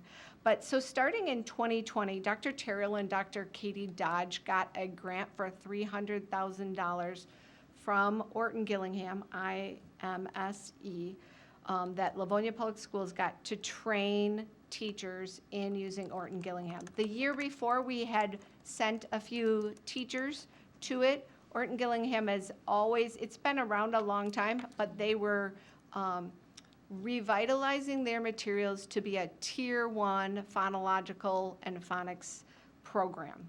So over the last 3 years, we've trained all of our K2 teachers, our resource room teachers, and our interventionists in the K2 Orton Gillingham word study. Our 3-4 teachers have been utilizing our Words Their Way, which we have had for over 20 years. In fact, we kind of invigorated it a little bit during COVID because they had a digital product that made it a little bit more exciting. But it's been a whole, and vocabulary is a piece of morphology that our students have been weak in, according to iReady. So this interactive professional development is 30 hours for a teacher. They do it on their own or get a sub. They get to choose. There's weekend courses, evening courses, summer courses, or they can say, I'd like to do it during my day, and we get them a sub. It's 30 hours. It typically costs $1,500 per teacher, and if we buy 100 licenses, then we can get it for $1,200. And if we do it now, then teachers have more flexibility in the summer to choose to do it on their own time. So this is the next level of phonics, and it provides students, how the parts of words create meaning, how suffixes and prefixes go with words, so that when they come upon those words, they know what to do to figure out what those words mean. So I am asking for $120,000 for 100 teachers to participate in this training. There will be some cost for materials. It should not be enough that I'll bring to the board for your approval, but it will be things like some kinesthetic ways for them to trace out words. There's word cards that they utilize. And then we created our own journals here in the district for K2. So we would anticipate, once teachers start utilizing it, we'd create our own journal that they could use for kids to do word study in. Mrs. Bradford? Thank you. Is this going to then replace Words Our Way? The program, so, and you're saying they don't need a lot of materials for that? Or what will they be using? So there's in there's a a digital place? product, and then we'll create the word sort pages. So it's similar to what Words Their Way do, but it's much more targeted Okay. to focusing on the parts of the word where Like derivatives of the, like the, when pre and we got post. Words Their Way, it replaced our spelling program, and I might have used it more of a spelling way teaching rather than a way to help kids with their reading and writing. We tended to give spelling tests on Friday, but just Yes. utilizing words that had the same chunk, Mm-hmm. right? So this would provide teachers a different way of focus, that the purpose of kids knowing these words is to read them and write them, and not memorize 10 or 12 a week. Well, I think this is great because I love the Orton Gillingham program, especially at K2. And if this is a continuation going into 3-4, I think, I see this as a real win-win. And hopefully we're gonna see some changes in our scores or how kids are learning in this manner. So I think this is a great investment, and I'm really glad to see that they're going to be going to training. My question is, let's say these 100 teachers participate in it, but then we have shift in grade levels and everything. What will happen to the teachers that maybe shift into 3 or 4 and they don't get an opportunity to take the programming? Will they get an opportunity? So we've already, since we started in 2020, have added additional teachers. When we've hired new teachers, we've given them, the choice of when to take Orton Gillingham, if they move from 3-4 to K2, so they've already done that. We'll do the same thing. This will become part of what we do each year, is to make sure teachers are trained. Okay. I do want to be clear, we're starting with the classroom teachers at this level, and then we'll do interventionists again and support staff, but we want to get our classroom teachers utilizing the product. Our interventionists have been trained in the K2, but not into the morphology part of it. And I've never seen teachers clamor for anything more than they have for Orton Gillingham. Yeah, it's a great program, no doubt. So thanks for bringing that about. I think that's really great. Thank you.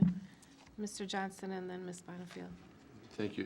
Just a clarification, Mrs. O'Brien. We had a $300,000 grant. Is that all gone? Oh, yeah. Okay. So the 120 is not included in that 300. No, and in Okay. fact, that grant was spent in 2020. I got 10 more teachers training in 2021, and this past year, I got another grant for 10 more. It's expensive. This is expensive. It's like buying a textbook. Yes. But it provides teachers that background, that connection to the other things, they love it. So yes. So is the 120 coming from our textbook fund or general fund? So I was going to take it out of textbook fund because it will be our phonics program for 3-4. And I will also apply for any more grants that come up that would cover this, if I Okay. can get any additional people trained. Okay, wonderful. Thank you for the clarification. Ms. Bonnefield. Does this program, are we going to see this program move into 5-6, or is this what grade levels does it cover? So morphology, it goes through 4th grade, like end of 2nd to 4th grade. Our current HMH textbook that we bought at 5-6 already has a morphology piece to it. And so so they've used that textbook for the past 2 years. That's an area we want to lift next year, now that they've used that, and have them have a set aside time for that every day, 15 minutes, just like our elementaries, to go over some of those vocabulary strategies for figuring out words that are right in HMH. Okay, so we've already got that covered. We're not going to see this again next year or in 2 years to the 5-6. Correct. It's a 1-4 kind of thing. Okay, great, thank you. Thank you. Mrs. Frank? If we were not doing our interventionists, is there going to be a disconnect there with what they're learning in the classroom and then what the reading specialists are coming in to help them? Or how will there be some maybe building training or something? How will that look? So teachers share a lot, but what we thought would be a good way to start without spending everything all at once would be an interventionist typically works with kids who are below grade level, and so they've already had the K2 phonics and phonological awareness piece. So it is on our radar that it needs to be another piece, like 5-6, probably those interventionists would need it, but we want to prioritize our classroom teachers first. But yes, everyone will need it. Thank you. Mrs. Jarvis? Thank you. So the pendulum is swinging towards phonics again, happening at a state level, and we hear about it all over. And phonics are great. It's a super tool. Are we going to still promote spelling? And I remember that when my kids had phonics, they did what was called imaginary spelling. I'm not happy with that. Trying to be real polite. So are we going to just toss out the baby with the bathwater? So we haven't had spelling lists in a very long time. They've always, in the past 10 to 15 years have been phonics driven, morphology driven. So kids knowing that this chunk, if I have this suffix and this prefix on it, makes these words. That is what this is. There won't be the emphasis on memorizing and being able to spell them that way. The emphasis is writing them correctly in their writing. So students being able to get feedback when they're writing that they're spelling those words correctly. And this is probably not anything that we even have an answer to. This is just me thinking. Was that shift due to, I know that state assessments moved away from correcting spelling and they read the essays and look for context. Did that play any part in us moving away from focus? And I'm saying us, just educators in general, moving away from spelling. So when we moved away from spelling, we moved to a more phonics-driven writing. So for students to not memorize words, but to know how words work and to sound them out, and that at a particular age or part of the year, then hold them accountable to spelling them correctly. So we have sight words that they're to know, be able to read and to spell. So we have all of those pieces in there. It might not be the way we all learned those words, but there are lists of words for every grade level that kids are expected to know how to read and to write. Thank you. Any other questions, comments? Thank you. So that will be next week. Okay, moving on to 4D, summer program update. Mrs. O'Brien. I'm not moving from this seat this evening. I'm taking Mr. Francis's time. I just wanted to give you a little bit of an update because we've opened up our registration for our Learning in L-Town last week. And we have, so far so we're offering our 2-week camps, 3 different 2-week camps, 1 in each triad. We have 206 students as of this morning signed up for the first camp at Holmes Middle School, 355 at Cooper Upper Elementary, our second camp, and our third camp is being hosted at Randolph Elementary, has 284 students signed up.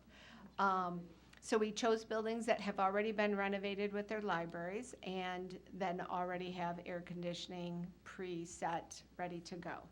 We also are offering our K-1 camps at each one of our schools, and we've opened up that registration, and there's I think, I didn't write down that number, but over 400 students who have already signed up for that. And that would be incoming kindergartners and kindergarten to first grade. It's just 4 days at that school. There's a lot of routines and stories. We buy them books that they get to take home. So that's been a very popular offering for our families. We have our credit recovery that will be at Churchill High School this year. And we're trying some math boosters. So during Camp 2 and Camp 3, Camp 2 at Cooper, we're going to offer a 6th to 7th grade math booster. And then during Camp 3 at Randolph, a 8th to 9th prep for algebra math booster. So they'll be at those same schools. They won't require something particularly different other than a math teacher. And Mrs. Caldwell is going to help utilize iReady data to help the teacher focus on what are the big rocks we want students to know moving to that next level, 6 to 7 and 8 to 9. So those students would be invited. They have registered, and we have, we'll pull their data to see what their strengths and needs are. So they're self-selecting. They're self-selecting. And I was just gonna ask who's eligible. It seems like the community knows based on the numbers of enrollment, but just for the benefit of anyone that's just realizing that we have this offering, who's eligible to participate? Any And who's providing instruction? So any student, the email came out from Mrs. Jenkins last week. So we have offerings for all of our students from entering kindergarten to credit recovery. We also have Dr. Terriel's summer program at Webster. Any student, we may evaluate if a student is the right fit. So Dr. Terriel and I will look at what a student's needs are. We provide them support if they need additional support. We have mental health at our camps. We have special education teachers and paraprofessionals at our camps. So it's open to everyone in the district, and registration is open until next Monday. The instruction is by our staff, so I have 125 staff members who have signed up either through our camps or credit recovery. So that's amazing. We're very lucky we have so many staff members who are willing to share their talents during the summer. That's great.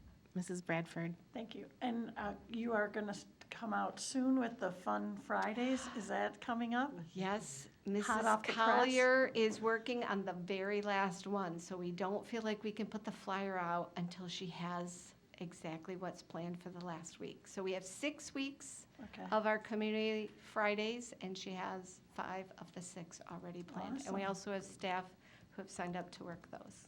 And that'll be open to anyone in the school district also. Will there be transportation? For a student who attends a camp that they also live in, so in their triad, so the first camp is at Holmes, so students in the Holmes triad, the Stevenson triad, would get transportation to that camp. They can attend the other 2 camps, but they would need to be driven to those 2 schools. And then that's why we offer it in each triad. So we offer transportation within that triad to students who live there. Thank you. Mrs. Bradford? Thank you. And the Fun Fridays, the parents go along with them, correct? Yes, It's a parent. it's a family. Yes. Yep, so they stay. Yes. It's not a student only. Okay, perfect. Yep. Thank you. Thank you. Any other questions? Sounds great. Thank you. I love that. Thank So you, Mrs. O'Brien, so much for fielding all our questions. No problem. Thank you. Mrs. O'Quist? I do want to acknowledge all of Mrs. O'Brien's efforts, and they are extensive, as you can tell. They are wide-ranging, and specifically with regarding the summer programs, there are a wide variety of offerings. We do encourage our children within the district, our students across the grade levels, to participate. Each one of these is free of charge. There is no charge for any of these camps, any of these supports, any of these booster camps, credit recovery, et cetera. So I believe last year we had over 4,000 students participate in either a camp or a Family Fun Friday. We are offering these. They are well-coordinated, well-designed, and they are meant to help our students retain their learning so they don't see that summer learning loss, as well as just to stay connected to friends, stay connected to schools. They are high-interest, theme-based learning throughout the summer. And so it is not drudgery. They will have a ton of fun, but they will continue to learn throughout the summer. So whether students choose one of the 2-week camps or all of the 2-week camps, credit recovery, especially the K-1 camps, those 4 days, the students will learn routines about the school, so our incoming kindergartners will have a chance to practice going to lunch and going to the library and knowing where their classrooms are, and they really come in with a leg up for that school year. So we definitely encourage our families to take advantage of it, and thank you, Mrs. O'Brien, for all of your work on this. Yes, thank you.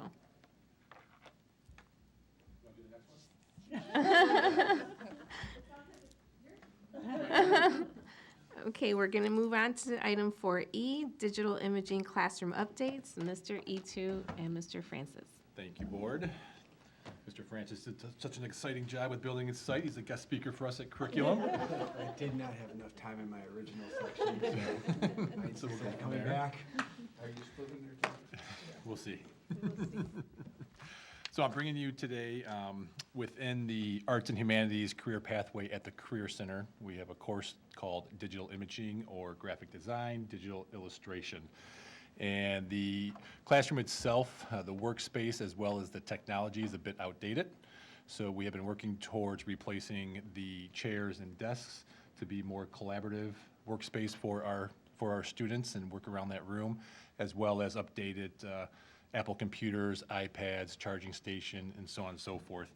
I know in your packet that there is some worksheets in there that shows the layout of the workstation. Very different than what it looks like now. It has some high desks as well as some low desks. The high desks have wheels on them for functionality, move around, create different spaces. And then we're also bringing in a new set of Apple iMacs 24-inch, as well as Apple iPad Airs with the pencils that come with them, with new covers for them, new charging station. And this all will come through the LCTC CTE 61A added cost. Did I leave out anything? No, you covered it all. I was working with this from the furniture standpoint. Interior Environments came in. The old, I'm not even call them desks. They're actually former drafting tables. So they were super awkward, and that's been the setup for years, since years ago when we both worked there. It's just not. It's not the right setup, and the teacher who was in there really wanted a little bit more of a partnership, collaboration with students to have the opportunity to sometimes work on their own, but also to have a shoulder partner to work in tandem on projects. So we reset that space with regard to furniture. And the furniture cost for the desks and chairs is approximately $28,500. And then the technology, digital cost for the computers, iPads, and everything that comes with it is approximately $82,000. And again, that's all through the 61A added cost CTE fund. Teacher worked in tandem with the district's IT department, because these are computers and machines that we don't generally use, but for years they've used Apples and Macs in this class because of the difference in graphics and software. It's just more of what's in the industry. But they worked in tandem with Mr. Clan and the IT department, and they got hooked up with vendors that supply that type of material, or I should say computer. President Johnson. Thank you, Mrs. Acosta. 2 questions. One, what's the timetable for both the furniture and the computers? I'm not sure in terms of the lead time for the furniture at this point in time with IE. Yeah, we've got, because of the relationship we have with IE, they are working to expedite the order based upon the board's approval of it. We do want to get this in and ready to go for the beginning of the school year. Okay. And that's the same with the technology piece. Okay. Once approved, Okay, if approved, great. then we'll move forward. Just for the benefit of the community who may not know completely, can you explain a little bit what the 61A added cost funds are? That's a cost through career technical education that allows for the purchase of equipment or materials that directly impact student learning in the classroom. It can be desk chairs for collaborative purposes. It can be technology. It depends on the career program itself, but for this one, it's more for illustration and graphic design. Thank you. Thank you. Any other questions, comments? Regular meeting? Thank you. Regular meeting. Thank you. Thank you. I'm excited about that.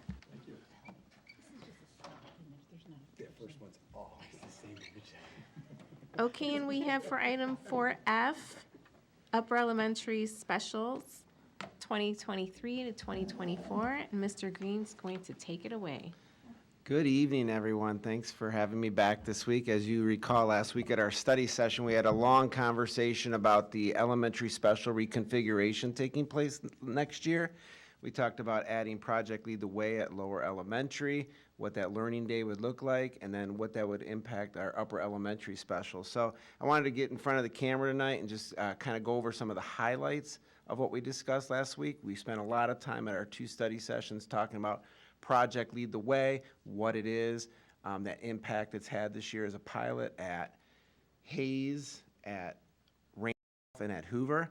But I thought it would be important tonight just to kind of talk a little bit about our special area offerings at all of our elementary schools for next year. So I'm just going to give some highlights, and if there's questions at the end, let me know. So if you think about currently in our K-4 schools, they're going to be adding a special next year. So their current offerings of physical education, music, art, LMC will remain, and they're going to be adding Project Lead the Way. So next year at our K-4 buildings, they're going to have 5 specials. And we spent a lot of time talking about how that's going to look next year through our pilots that we've run this year at lower elementary.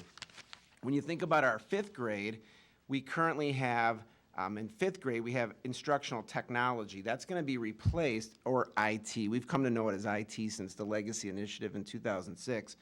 And that's going to be replaced with Project Lead the Way. So we'll continue to have the same experiences in our special areas at grade 5.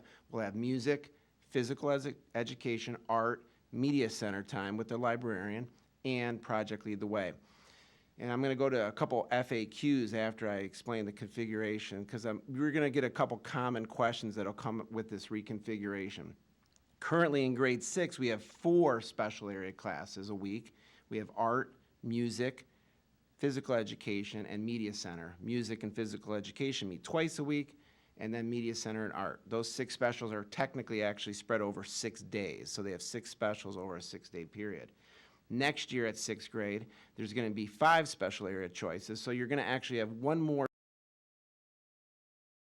for this year. You're going to have next year, because Project Lead the Way is going to join music, art, physical education, and media center time at our 6th grade. Again, all special area classes will be 6 grades. So thinking about that configuration, and families will get all this information again at curriculum night, open house, all the events we do annually each year. There's probably going to be 2 to 3 frequently asked questions about this. And one is going to be, why is instructional technology, IT, being eliminated as a special area class? So if you think about when IT came on board back at the Legacy Initiative in 2006, when we went from a K-6 configuration in our school to a K-4 upper elementary 5-6 configuration, we had computer labs. We didn't have remote devices.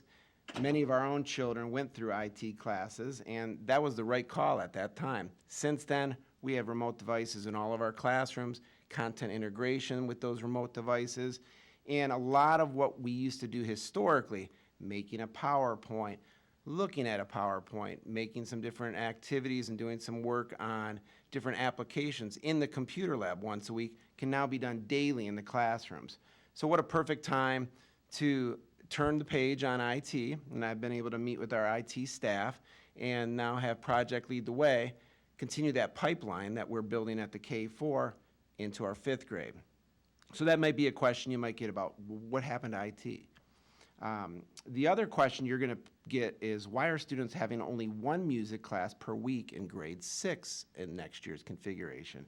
So if you think about music and the history of music, we've had several variations over the years at the upper L, from exploratory to now what's been in place for many years called a choice that students make in grade 6. And really what's going to happen next year is music in the upper elementary schools is going to transition from that general music in grade 5 and a vocal instrumental choice in grade 6 to looking at a more comprehensive 2-year music offering for students that's going to not only provide them exposures to play instruments, develop music appreciation, and also have vocal experiences. Currently working with our music leadership at the elementary and the secondary level and developing that 2-year cycle. So whereas right now, if you are a 5th grade student going into 6th grade next year, you have to make a choice. Am I going to have vocal music experience or am I going to play an instrument? And then at about the 60% mark of the school year, you're going to have to make a choice if you want to play an instrument in 7th grade. We think this was the right call at the time.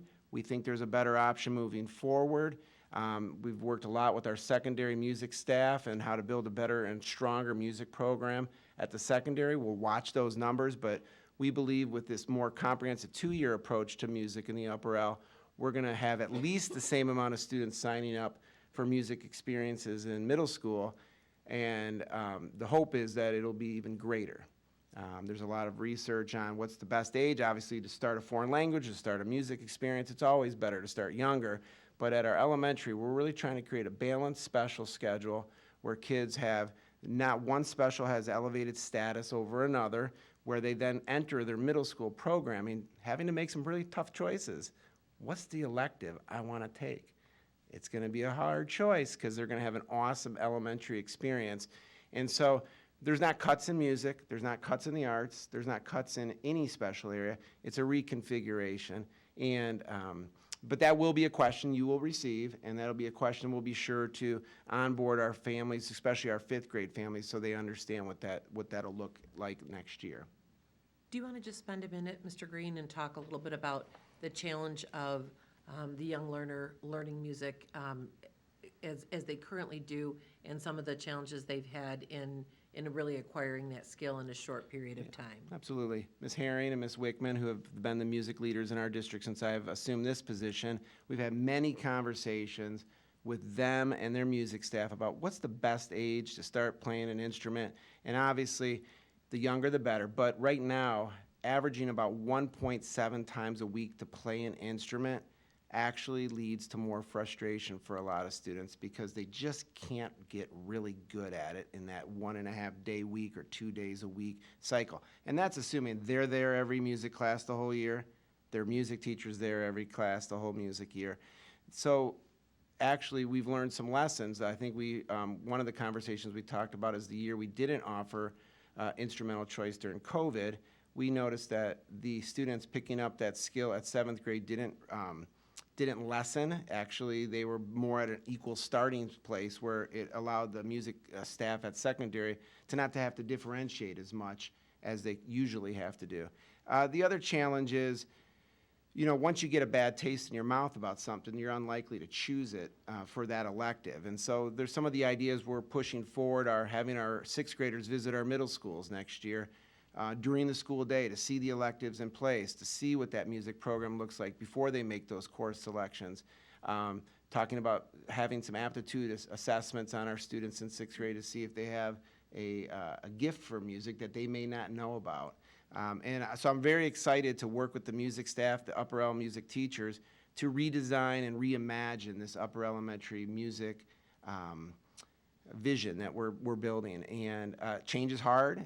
Some people will be disappointed. There'll be some students that may have been looking forward to playing that instrument 2 days a week. But I assure you, by the time curriculum night and open house are over next fall, families and students, we're going to have more students having exposure to instruments. We're going to have more students having exposure to more of the kind of the modern music that's out there and some other experiences they may not have in the current configuration. So that's one of the other big questions, and that's a big one. And then the third question you might receive is, why is physical education no longer being offered 2 days a week at upper L in 6th grade and in 5th grade? Again, this is part of, students have daily recess in our upper L's at lunch, back onto the lunch period, along with a weekly opportunity for phys ed. They also have movement breaks throughout the day. If you visit any of our upper L buildings throughout the day, teachers make that decision on a daily basis to say, we need a break. We need to go outside. We need to get a movement break inside, outside, take a walk along our walking tracks that have been made. And so that reduction in PE is really just, again, an effort to balance our special offerings throughout the day.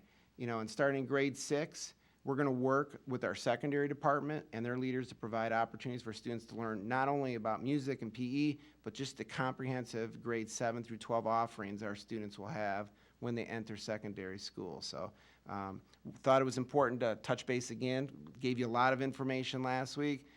This isn't something that's a one and done. We're going to keep talking about this and having conversations, and I expect fully the board will want to see what that looks like in the fall and in those upper L offerings, and not only the new learning day we talked about at lower L and upper L for next year. Could you speak for just a moment, and for folks who may be listening that may not have a clear understanding of Project Lead the Way and STEM education, what is STEM education, and what are some of the types of things that they do in their Project Lead the Way classes? Why is it important that we're adding that to their repertoire of specials? Absolutely. Science, technology, engineering, and math. You might also hear the STEAM acronym as well. Project Lead the Way is, as we've talked about, the gold standard for STEM education. We've been researching that for about a year. We piloted it at Hayes, Randolph, and Hoover this year.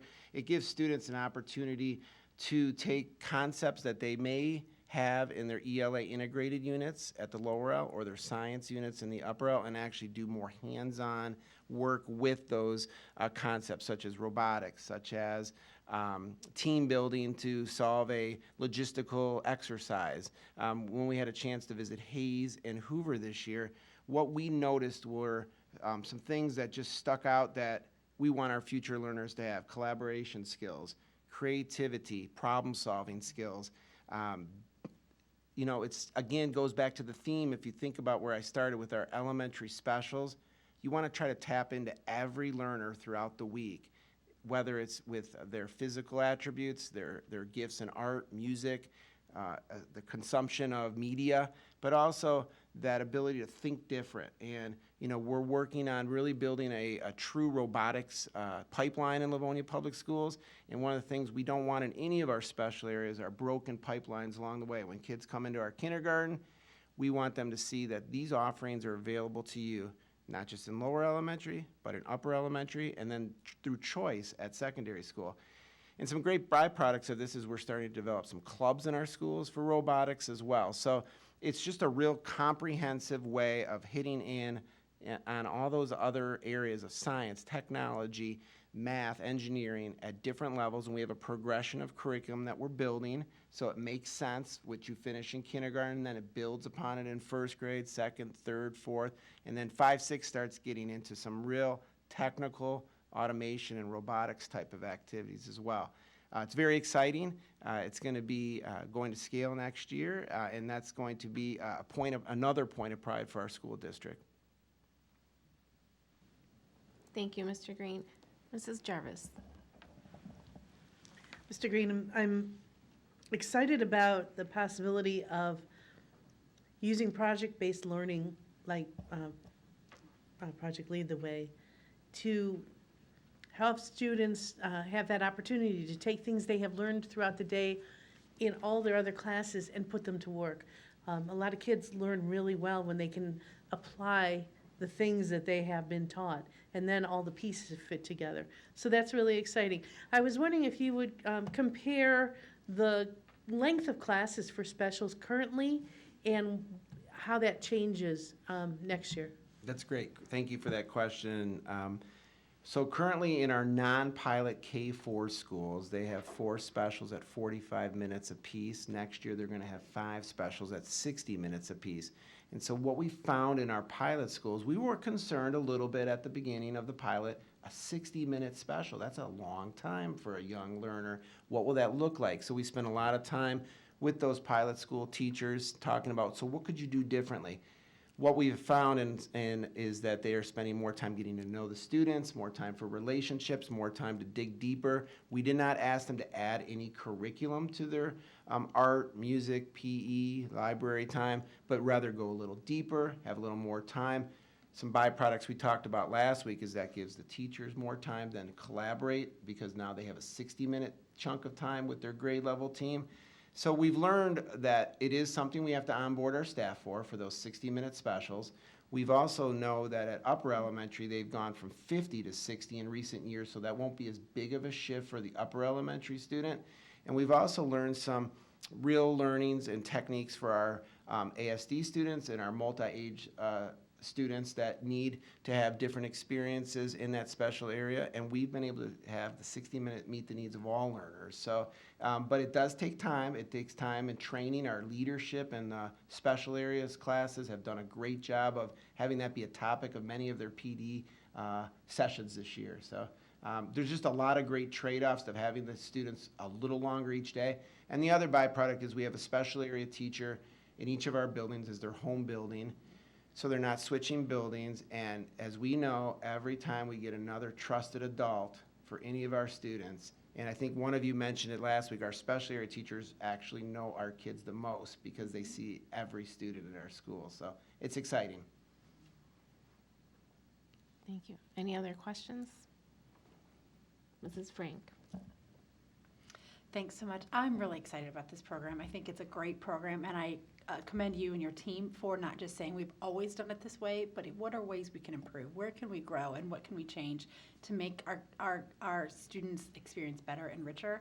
And I think especially for incorporating another science, technology, engineering, and math class, it makes our curriculum more robust. It makes what we're providing to the students more robust and a stronger curriculum for our students. And so I'm really excited about that.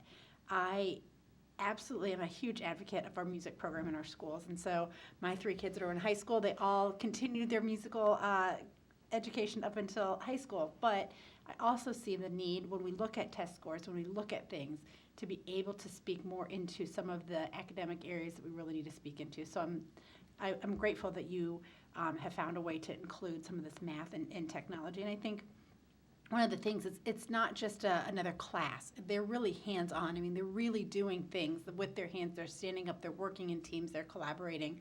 So this Project Lead the Way, it is a STEM class, but it's not just sitting and learning. And so I think for our parents, this is really exciting for the district. I think to be able to do this is just phenomenal, and it really transforms the way that we're providing education to our students. And so I'm really thankful that we have the opportunity to do so. Thank you. Mrs. Bonnefield? Mr. Green, I know we talked a lot about our students, and you touched very lightly on what this is going to do for our teachers in their being able to collaborate in the space, and how that is. Sometimes when we talk about teachers, we think about, well, it benefits the teacher, but how does the kids having these regular scheduled, you went into the schedule and how, when we were at Randolph, it was an amazing presentation just about how it smooths out the day, there's expectations, there's the same hours, it's coordinated with the teachers so that they have more time to spend together, and just the impact that that's going to have for the teachers, which is then going to come back and impact the kids when they come back to their general education classroom from their specials. It is something that, I just touched lightly just now, but we've spent a lot of time talking in study sessions and in presentations this year. But besides the equitable look at specials across elementary, this redesign really does everything you just said. It provides a safe, calm environment in all of our buildings to start the day. So we go into our buildings every day with not rushing to get to a special. We get a chance for all of our teachers to meet with their students, to check in with them. Dr. Tiro and her department have helped us launch a social emotional curriculum in our school buildings where we do morning meetings. We hit the themes of the day, our character elements, and we're not rushing to start the day. We're taking that small, slow approach to say, how is everybody? Checking in with everybody. And then our day starts, and then these specials serve as one block of the learning day, and then what it provides is that block of collaboration for our teachers every day to look at everything you were just talking about in our quality assurance review. One of the things that I would tell you, an external review committee would come in here and look at, and they said, you are giving your staff daily common planning time to collaborate on student learning. That would be a point of pride that any visiting team, whether it's our own people or any other team from any organization, would come in and see and say, that is something that should be everywhere at scale, because that gives our teachers that time to meet, talk about students, talk about what they're learning in their curriculum, what do they need to make shifts on in their assessments. And then it also creates a block of time during the day where we pause our Tier 1 instruction and do focus on small guided work and interventions, which allows us to hit on that MTSS process, which is another part of a quality assurance review to make sure you have a strong multi-tiered supports in your building. And that allows all of our other support staff to work with each grade level.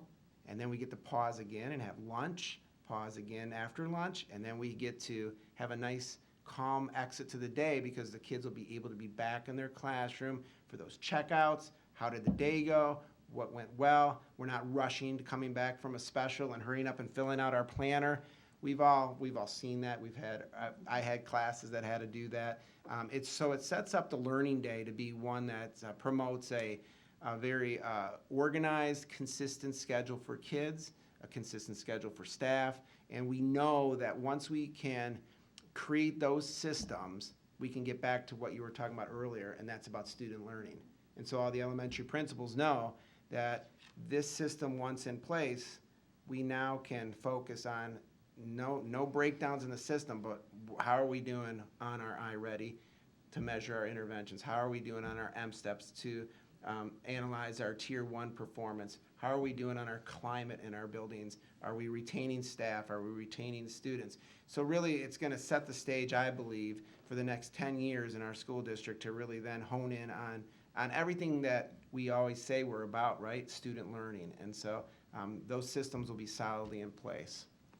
And, one other thing that you mentioned, and I know that we've been trying to do this, and remind me if this is the change in the schedule allows for this, but we talk a lot about how some of the kids that get interventions and different things wind up getting pulled out of their Tier 1 instruction. And this new setup is going to help that, correct? Where Absolutely. that we have specific times, so all kids are going to get all of their Tier 1 instruction, and they're not going to get pulled out for an intervention or. Yep, correct. So like if Ms. Bradford, Mr. Johnson, you and Ms. Acosta were a team of teachers, during the day, the four of you would have an hour of time to collaborate together while your kids are at a special.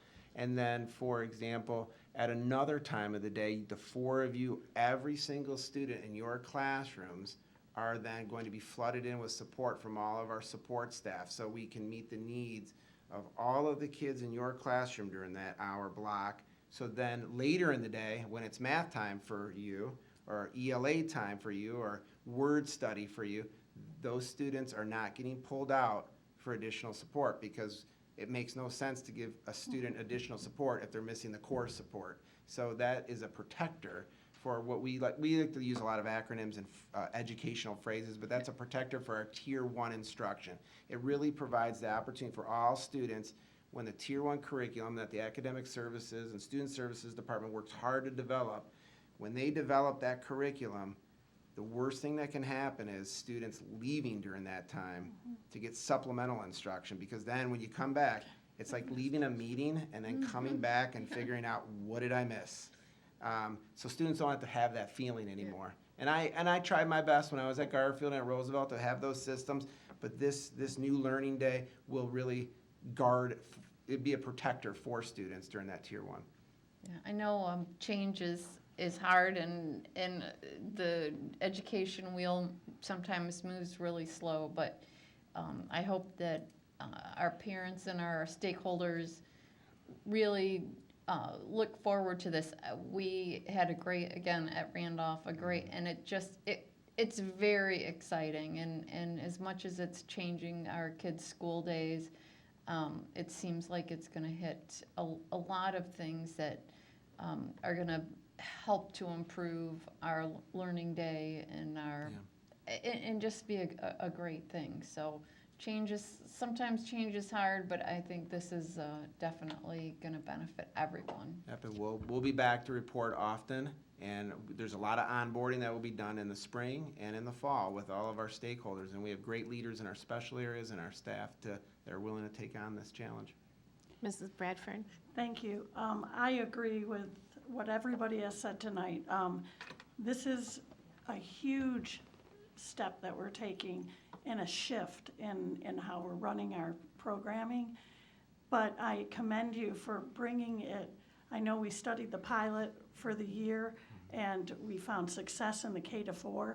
And I think it's just a great opportunity to move it all the way up to 5-6 and see that change. Again, I agree, change is difficult.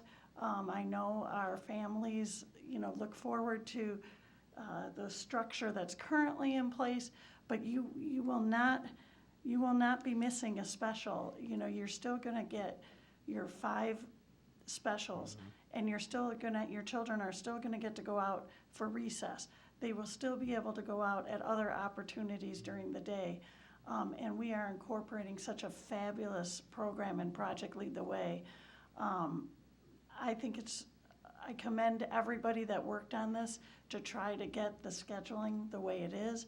And I think it's gonna be a win-win. And we are in the business of student learning and academics.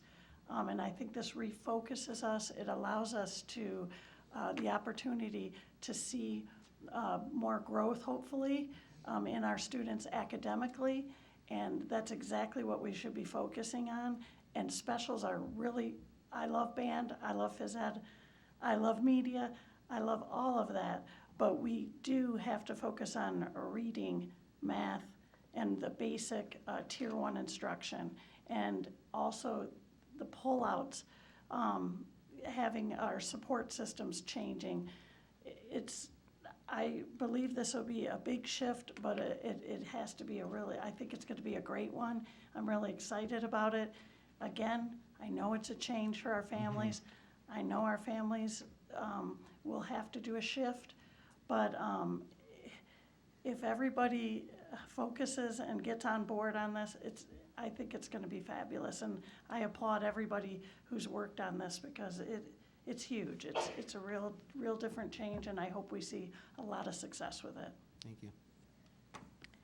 Mr. Green, I just wanted to, thank you for updating us on this. Sure. And I know that the community didn't have or hasn't had the opportunity to witness these 3 schools and the pilots that have been happening there. So they haven't shared in our excitement in seeing students being engaged and problem solving, even at the lowest level. And so that's kind of where we're, our perspective in being excited to see this expanding to all of our schools. I think it also shows our commitment to student achievement and our commitment to our specials, increasing the time that students are in each special. And ultimately, we're looking to streamline and have that structure that students are looking for. So thank you. Thank you. So just want to talk about next steps. As you know, we've spent a lot of time over the past year talking about the pilot, talking about the work of the schools in the pilot. We had a comprehensive report to the board last month at Randolph with members of the teams from those schools. And then finally, last Monday, just a week ago, we officially got the go-ahead from the board to put this into motion. And so Mr. Green spent time last week reconnecting with the upper elementary school principals and members of our specials area staff to bring them into the loop. And so our plan now to move forward is to begin sharing this information with our community. So to begin sharing this with our parent community, with our students, our staff as a whole, for both the programming for the K-4 level as well as the 5-6. And so we will be sending out a communication in the next couple of days to our families, and so that they are aware of what the offerings will be. And each of our special areas are such an important and rich part of our students' education. So our core academics are essential, without question. You know that as one of our district priority areas, and we are unwavering on the importance of that academic model and that Tier 1 instruction for our students. But it is also important that our students have these rich experiences of art, music, physical education, library media, and now Project Lead the Way. It really provides a comprehensive, engaging set of learning opportunities for our kiddos. And that's where they begin in elementary school to explore, what do I love? What am I good at? What am I interested in doing 5 days a week once I get to the middle school? And so we're really hopeful that by offering students all of these opportunities, having a 60-minute special instead of a 45-minute special will really allow them to dig in and to determine, again, what do I like? What am I good at? What are my interests? And then when they move on to 7th grade and 8th grade and beyond, they really dig in and they now choose electives that they're going to 5 days a week. And we hope by that time, because we know that we hope it'll be such a tough choice, because we know what is offered in our K-4 and our 5-6 specials area classes, and we know it's going to be a tough choice for our kids. Thankfully, they get a couple of choices, and they can continue to explore that and learn and grow in really rich environments. So we are thrilled that the board gave us the go-ahead last week, and we are ready to move forward with communicating that to our families. Thank you, Mrs. Oquist. I think that's it for us. Thank you, Mr. Thank Green. you. Have a great evening. Thanks, you too. And that concludes our curriculum committee report. Thank you, Mrs. Costa. That'll take us to item 5, our Finance Committee, and I will turn it over to Mrs. Bonnefield. Thank you, President Johnson. We have 3 items. We added one to our agenda. So Mrs. Smith is going to help us first with the appointment of the auditor. Good evening. Thank you, Ms. Bonnefield. I would like to continue the discussion we started last week at our study session about recommendation to appoint Plant Moran as our auditors for the 22-23 school year. I'll take a minute and explain just what they do and then what the fee is for those services. So it's really quite extensive. As you all know, we are required to have an external auditor come in. They test our internal controls. They make sure that we're following our board policies. They do a variety of different testings. Like I'll give you an example in each one of the areas. For instance, they dig into our payroll.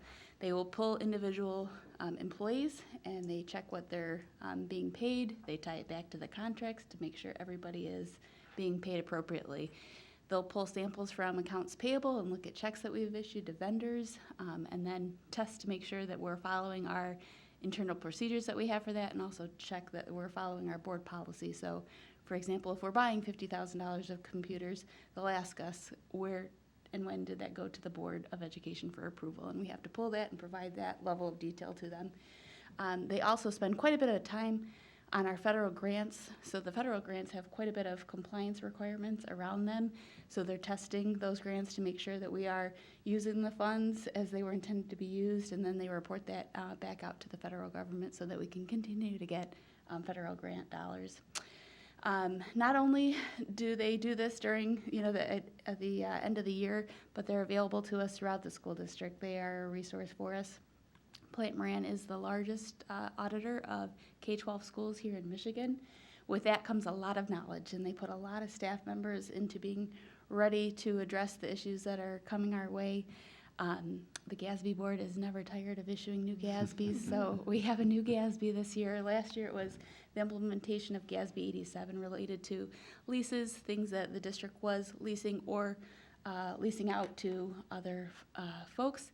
This year, it's GASB 96 that has to do with IT-based subscriptions. And the wonderful thing that the Plant Moran does for us is they help districts by not having to each individually recreate the wheel and come up with how we're going to pull this, putting together Excel workbooks to gather the information. They'll generally put, a team of their experts on it to create a workbook that they can send to us that we can populate with their data to then be in compliance with the GASB. So they have definitely proven themselves very valuable to us. They come out, the plan is for them to come out for a week on site in June. Primarily then they'll be focusing on the grant compliance testing, and then they'll come back out for 2 weeks in September to do some additional testing. And we provide the data, they help put it into a financial statement package for us, and then that's what we ultimately will bring to the board for review. So they are, last year, their base fee for services was $50,200. They're requesting an increase of $2,750, which is commensurate with a CPI increase this year, and would bring their total fee to $52,950. And they did specify in their engagement letter, there's an additional $1,500 for their assistance with helping us implement that new GASB. And they also put a caveat in there that I hadn't seen in prior years, but they mentioned that if there was additional testing needed on the federal grant. So I think they're waiting on some guidance from the federal grants. Normally they test 2 major programs. For instance, they'll test Title and the National Food Program. And then the next year, maybe they'll do IDA and they'll pick another program to test. So that's traditionally what they've done and how they've budgeted their time. If there is a need to then do an additional major program, they mentioned in the engagement that that would be a $5,500 fee for a third. So I don't at this point envision that they'll need to do that, but if something does come out, we'll know ahead of time of what their fee would be for that. So I'll pause there and see if you do have any questions that I could answer for you. I'll pipe in since this is my wheelhouse. I did have to implement right of use for the assets, and it was not easy. Yes. So I think we are not auditors. You guys do a fantastic job, and I know we just talked about sort of educators auditing ourselves, but that's what we do, right? And so we don't have a plethora of administrators who are well-versed in the financial field and the auditing and meeting all the requirements. And as someone who does this, it is invaluable the amount of time and resources it would take for us to figure all of this stuff out, do it correctly, follow all the guidelines. With all the changes every single year, the amount of internal resources it would take away from us for doing this. So the fee is well worth just not only for the audit, but just to make sure that we stay current and up to date and make sure our financial statements are properly reflected. So I'm absolutely, and Plant has done a wonderful job for us. And I think we have a long-standing and very good working relationship with them. So I'm very pleased to continue with them. Mr. Johnson. Thank you, Mrs. Bonnefield. It's extremely important that you have that third set of eyes. Someone outside, objective, looking at our procedures, how we do things, to make sure that we're complying. And I have no doubt that we do. But it's important to have that outside group that come in and say, yes, you are following, you're doing everything correctly. And I know Lisa Vargo and Tom Marchese have done a wonderful job over the years. I can't see changing at this point. I think we're very satisfied. I think the increase is warranted. I mean, prices are going up everywhere, right? Yes. Yeah. So I firmly support this. And you indicate this is not something that we would have to necessarily vote on because it is a services type contract. But we have always, for transparency purposes, have always brought it to the board for a vote. And I think we should continue to do that. So thank you. That sounds great. Anything else? So we will, we'll talk about this next week at the meeting. Have Yes, a vote on please. that. Yeah.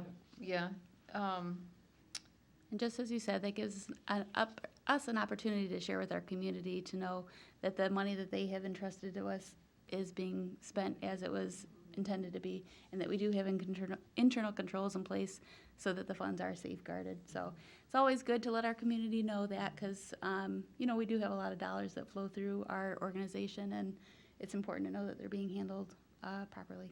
Yeah, and President Johnson made a great point on, I think sometimes sometimes the blind squirrel finds a nut, right?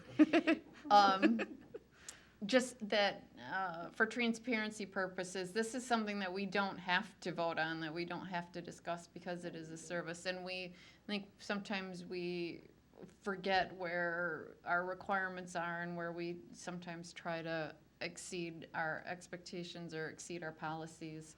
And Mr. Johnson, did you have anything else to add? Just one other item, just so that the community is aware. We have a separate audit for our bond dollars. We do, yes. To make Because- sure, Yeah, and Plant Moran and Plant Moran Cressa are, governed by different groups, but just out of an abundance of caution too, not only will Plant Moran audit our bond and sinking funds, but we also have another set of eyes, another external auditor come and do a audit for us and help us with the financial statements for those funds. And that's Yo and Yo are still doing that, Yes, correct? yep. Okay. Anything else, my friends? Okay, we will see this next week, and then Mrs. Smith is gonna help us with the Wayne Risa budget for 23-24. Thank you. And we did start this dialogue last week at our study session. By law, we're required to review and then provide either support or not support for the intermediate school district's general fund budget. So Wayne Risa has provided us with not only their general fund budget, but all the funds that they maintain, just like we maintain multiple funds. A few highlights from that. They are budgeting for a 5% increase in the state aid for ISDs, and they've reflected that in their proposed budget. That's what we've seen in the proposals from the executive and the Senate and House, so that seems very reasonable. Their general fund ending fund balance for this coming school year is 70%, so very healthy, doesn't show any signs of any kind of distress, so that's another good piece of news. The other big things that I wanted to point out was what they've included in their Act 18 special ed budget. They've included payments to the local districts for unreimbursed special education costs that we're incurring in our general fund. This is something that they had started to do a number of years ago. They do put that caveat in there that it's one time, and so it's something that they evaluate annually, but it's something that we've come to incorporate into our budgets. Last year, they didn't include it in our proposed budget, and that was feedback that we provided to them that we didn't think, based on where their Act 18 fund balance was, that should be something that wasn't included in their proposed budget. They've heard us, and they've taken that into consideration, and the Act 18 fund continues to be, a healthy fund. So they've included that special ed program reimbursement to us. So these are for non-Act 18 special ed costs that we're incurring in our general fund. This year, that was about $1 million payment from Wayne Risa. They're also including a special ed transportation payment. Those are unreimbursed special ed transportation costs that, again, our general fund is incurring in there. For that piece, that would be roughly another $1 million payment to our district. So it's something that we've now built into our general fund budget, and we're happy to see that they're continuing to plan for that, and we'll continue to plan for that as well and put that in our proposed budget for next year. So those were a few highlights. They're more than welcome to take questions from us if we do have questions. I know President Johnson shared a typo on a page. I shared that with them, and they couldn't believe that they missed it. But we passed that along to them. And if you do have any more questions, I'm happy to reach out to them on behalf of the board and get those questions answered for you. Any other questions or comments? And then we are gonna put this on for an official vote, correct? Yes, please. Okay. And then we're gonna move on to C, Perfect. bond tendering opportunity. Yes, so something new. I've been busy since our study session. I've had 2 meetings. I had a meeting on this past Tuesday with PFM, our financial advisors, and then met with them again today to go over an opportunity that's new to our district. We've never explored this, but it's an opportunity to, again, save taxpayer dollars in the form of interest costs related to borrowings. So they've presented this to me. I would like to present it to the board and have a deep conversation with you at our study session on June 5th. But it's an opportunity to go to our bondholders that are currently holding bonds that were sold in 2020. The 2020 was a refunding of bonds from 2013 and 2014. And with the market the way that it is, the conditions are kind of aligning to maybe potentially save our taxpayers additional interest cost. So I'd like to go over that detail and get as much information as I can between now and our study session, but it's kind of an initial step, something that we would need to do would post a notice on Emma, which is a website where municipal bonds information is posted, about a voluntary tender notice. If the board is supportive of exploring this option, this would in no way tie our hands to going down that path. But what that would allow is our financial advisor to start reaching out to bondholders to see if there would be any interest in tendering their bonds and allowing us to purchase them back. And if you are okay with them posting that in Emma, then by the time we come to our study session, we should have some more data and have maybe some idea of how many bondholders would be interested in tendering those bonds. So I know this is something that we haven't talked about before. I had to get from them, like, give me a really simple example of exactly what are you talking about. So if I could simplify it to say, in 2020, we sold a bond, say it was a $100 bond, and we offered them 2% interest on that bond. Because of the interest rate market we are currently in, a 2% return for that bondholder isn't so great anymore. So now if that bondholder maybe wanted to sell it to get some capital to then reinvest, maybe out in the market they would be able to get $75 for that $100 bond. And what we would do would be to offer maybe $78. So more than they could get in the market, less than what it's, was to us. And so we would save money. They're, incentivized to do it because they're getting more than what they would get for it in the market. They can reinvest it, and then we are able to capture some savings on our capital investment borrowings. So it sounds like a great idea. I really appreciate, this was something that PFM, the financial advisors, are steeped in. They keep an eye on it.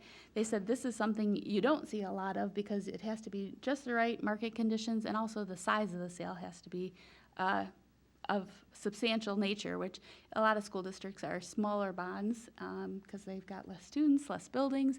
We're the 10th largest district in the state, so we have, this is a high volume for them, so they definitely think that this would be something that we should consider. So I'll pause there to see if the board is supportive of exploring that. I'll give the green light to the financial advisors, and then we could continue this at the study session.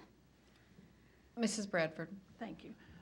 So what would be a downside to this? Is this like a, There is a downside. Okay. You are so good. So the downside of this is it only works if people are interested in turning in their bonds. So if nobody's interested, then it's not going to work. And if we go down this path, we would start this, that posting to Emma, we wouldn't incur any cost, but we would start incurring like some legal fees to get paperwork ready. We'd also have to engage some folks to solicit the bondholders to see if they're interested in, going down that route. So we could be on the hook for up to, it looked like maybe 25, if I'm reading it right, in the neighborhood of about $20,000. Normally, those fees would be offset or could be paid out of bond proceeds, but if nobody's interested, that would be something that would still have to be paid. Okay. Attorneys have already spent time on it. People reaching out to bondholders have already incurred some time. So that would be something that would come out of our general fund.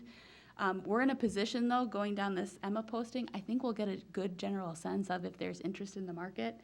And it's interesting to see, they've showed us what the savings could be if 100% of the people turned in the bonds, and they said, but that's very unlikely.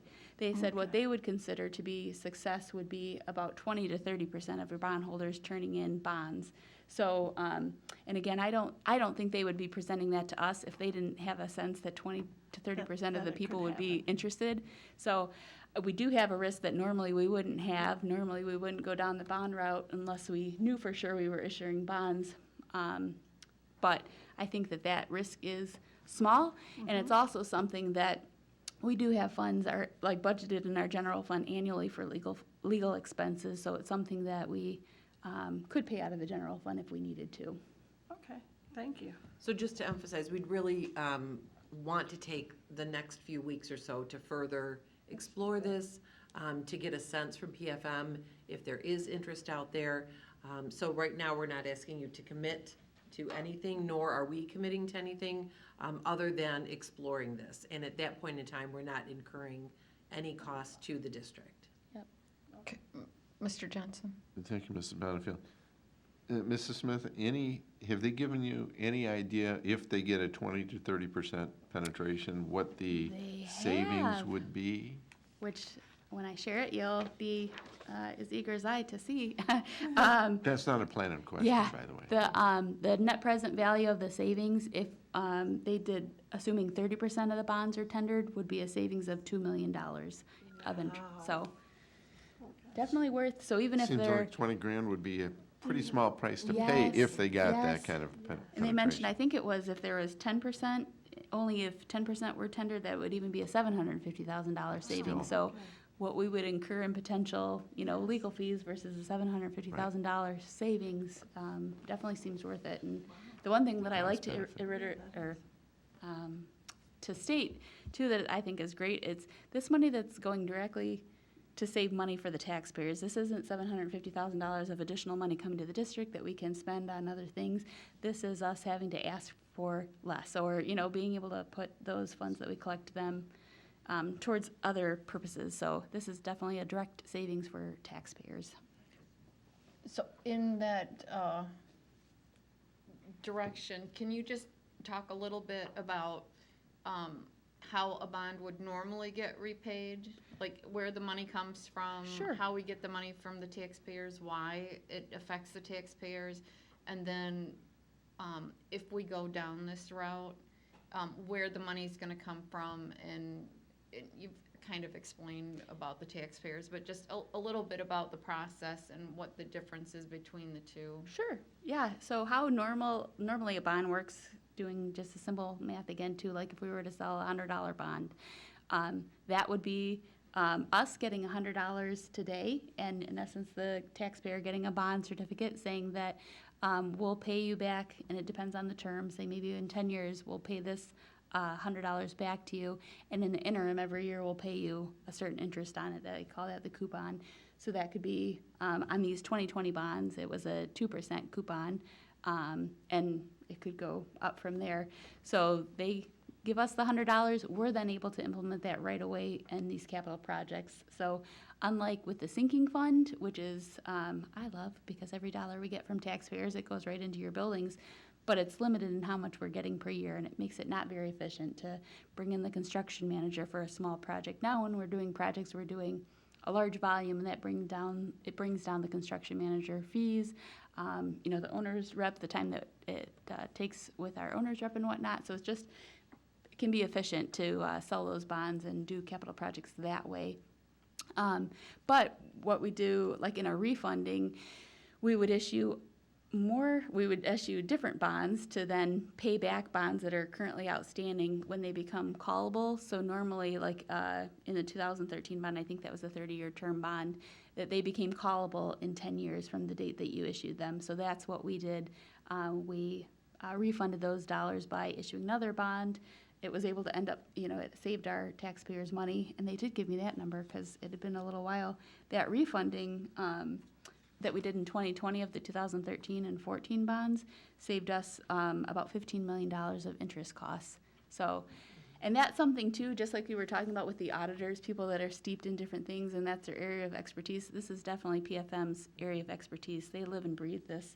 So this is something they keep a pulse on for our district, and they will be proactive in reaching out to me if they see opportunities that could be beneficial for our district. So again, they reached out to me just earlier this month, and we had our meeting last week. And when I hear about a $2 million potential savings, and it could go up from there if even more folks are interested in tendering their bonds, it definitely feels like something worth exploring. Mrs. Jarvis? Thank you. I think it would be wonderful to explore this. From what we were told in the foundation, when the people who manage our endowment came in and told us that this is the worst time for bonds in history, I imagine that there are a lot of people who'd be interested in cutting their losses with the bonds and having the opportunity to take those dollars and invest them in something that has a better yield. And that would be definitely a win-win. Mm-hmm. So to my mind, I'm thrilled that they called you with this opportunity, and I'd love to learn more. Wonderful. Excellent. So I think what you're looking for tonight is a consensus on moving forward, correct? Yep, with the posting, and again, that does not oblige us to move any further than that. This would just be a potential, this is a notice to the investors that this is something the district is exploring, Okay, so. okay, it looks like, yeah, everybody, We'll bring you back more info Okay. in June. okay. Wonderful. And then that concludes finance. Thank Thank you. you. Thank you, Mrs. Smith, and thank you, Mrs. Bonnefield. That'll take us to item 6, our Policy Committee, and Mrs. Frank. We do not have anything for policy today. Thank you, Mrs. Frank. That'll take us to item 7, our Personnel Committee, Mrs. Bradford. Thank you, President Johnson. We do not have anything for personnel tonight. Thank you. Thank you, Mrs. Bradford. That'll take us to item 8, our Legislative Committee, and Mrs. Jarvis. Thank you, President Johnson. We have no legislative agenda items tonight. Mrs. Oquist? We do not. You'll be happy to know I have no other spontaneous additions to the agenda. Thank you. Why, thank you. All right, so that has brought us to the end of our agenda. So we will thank you and say goodnight.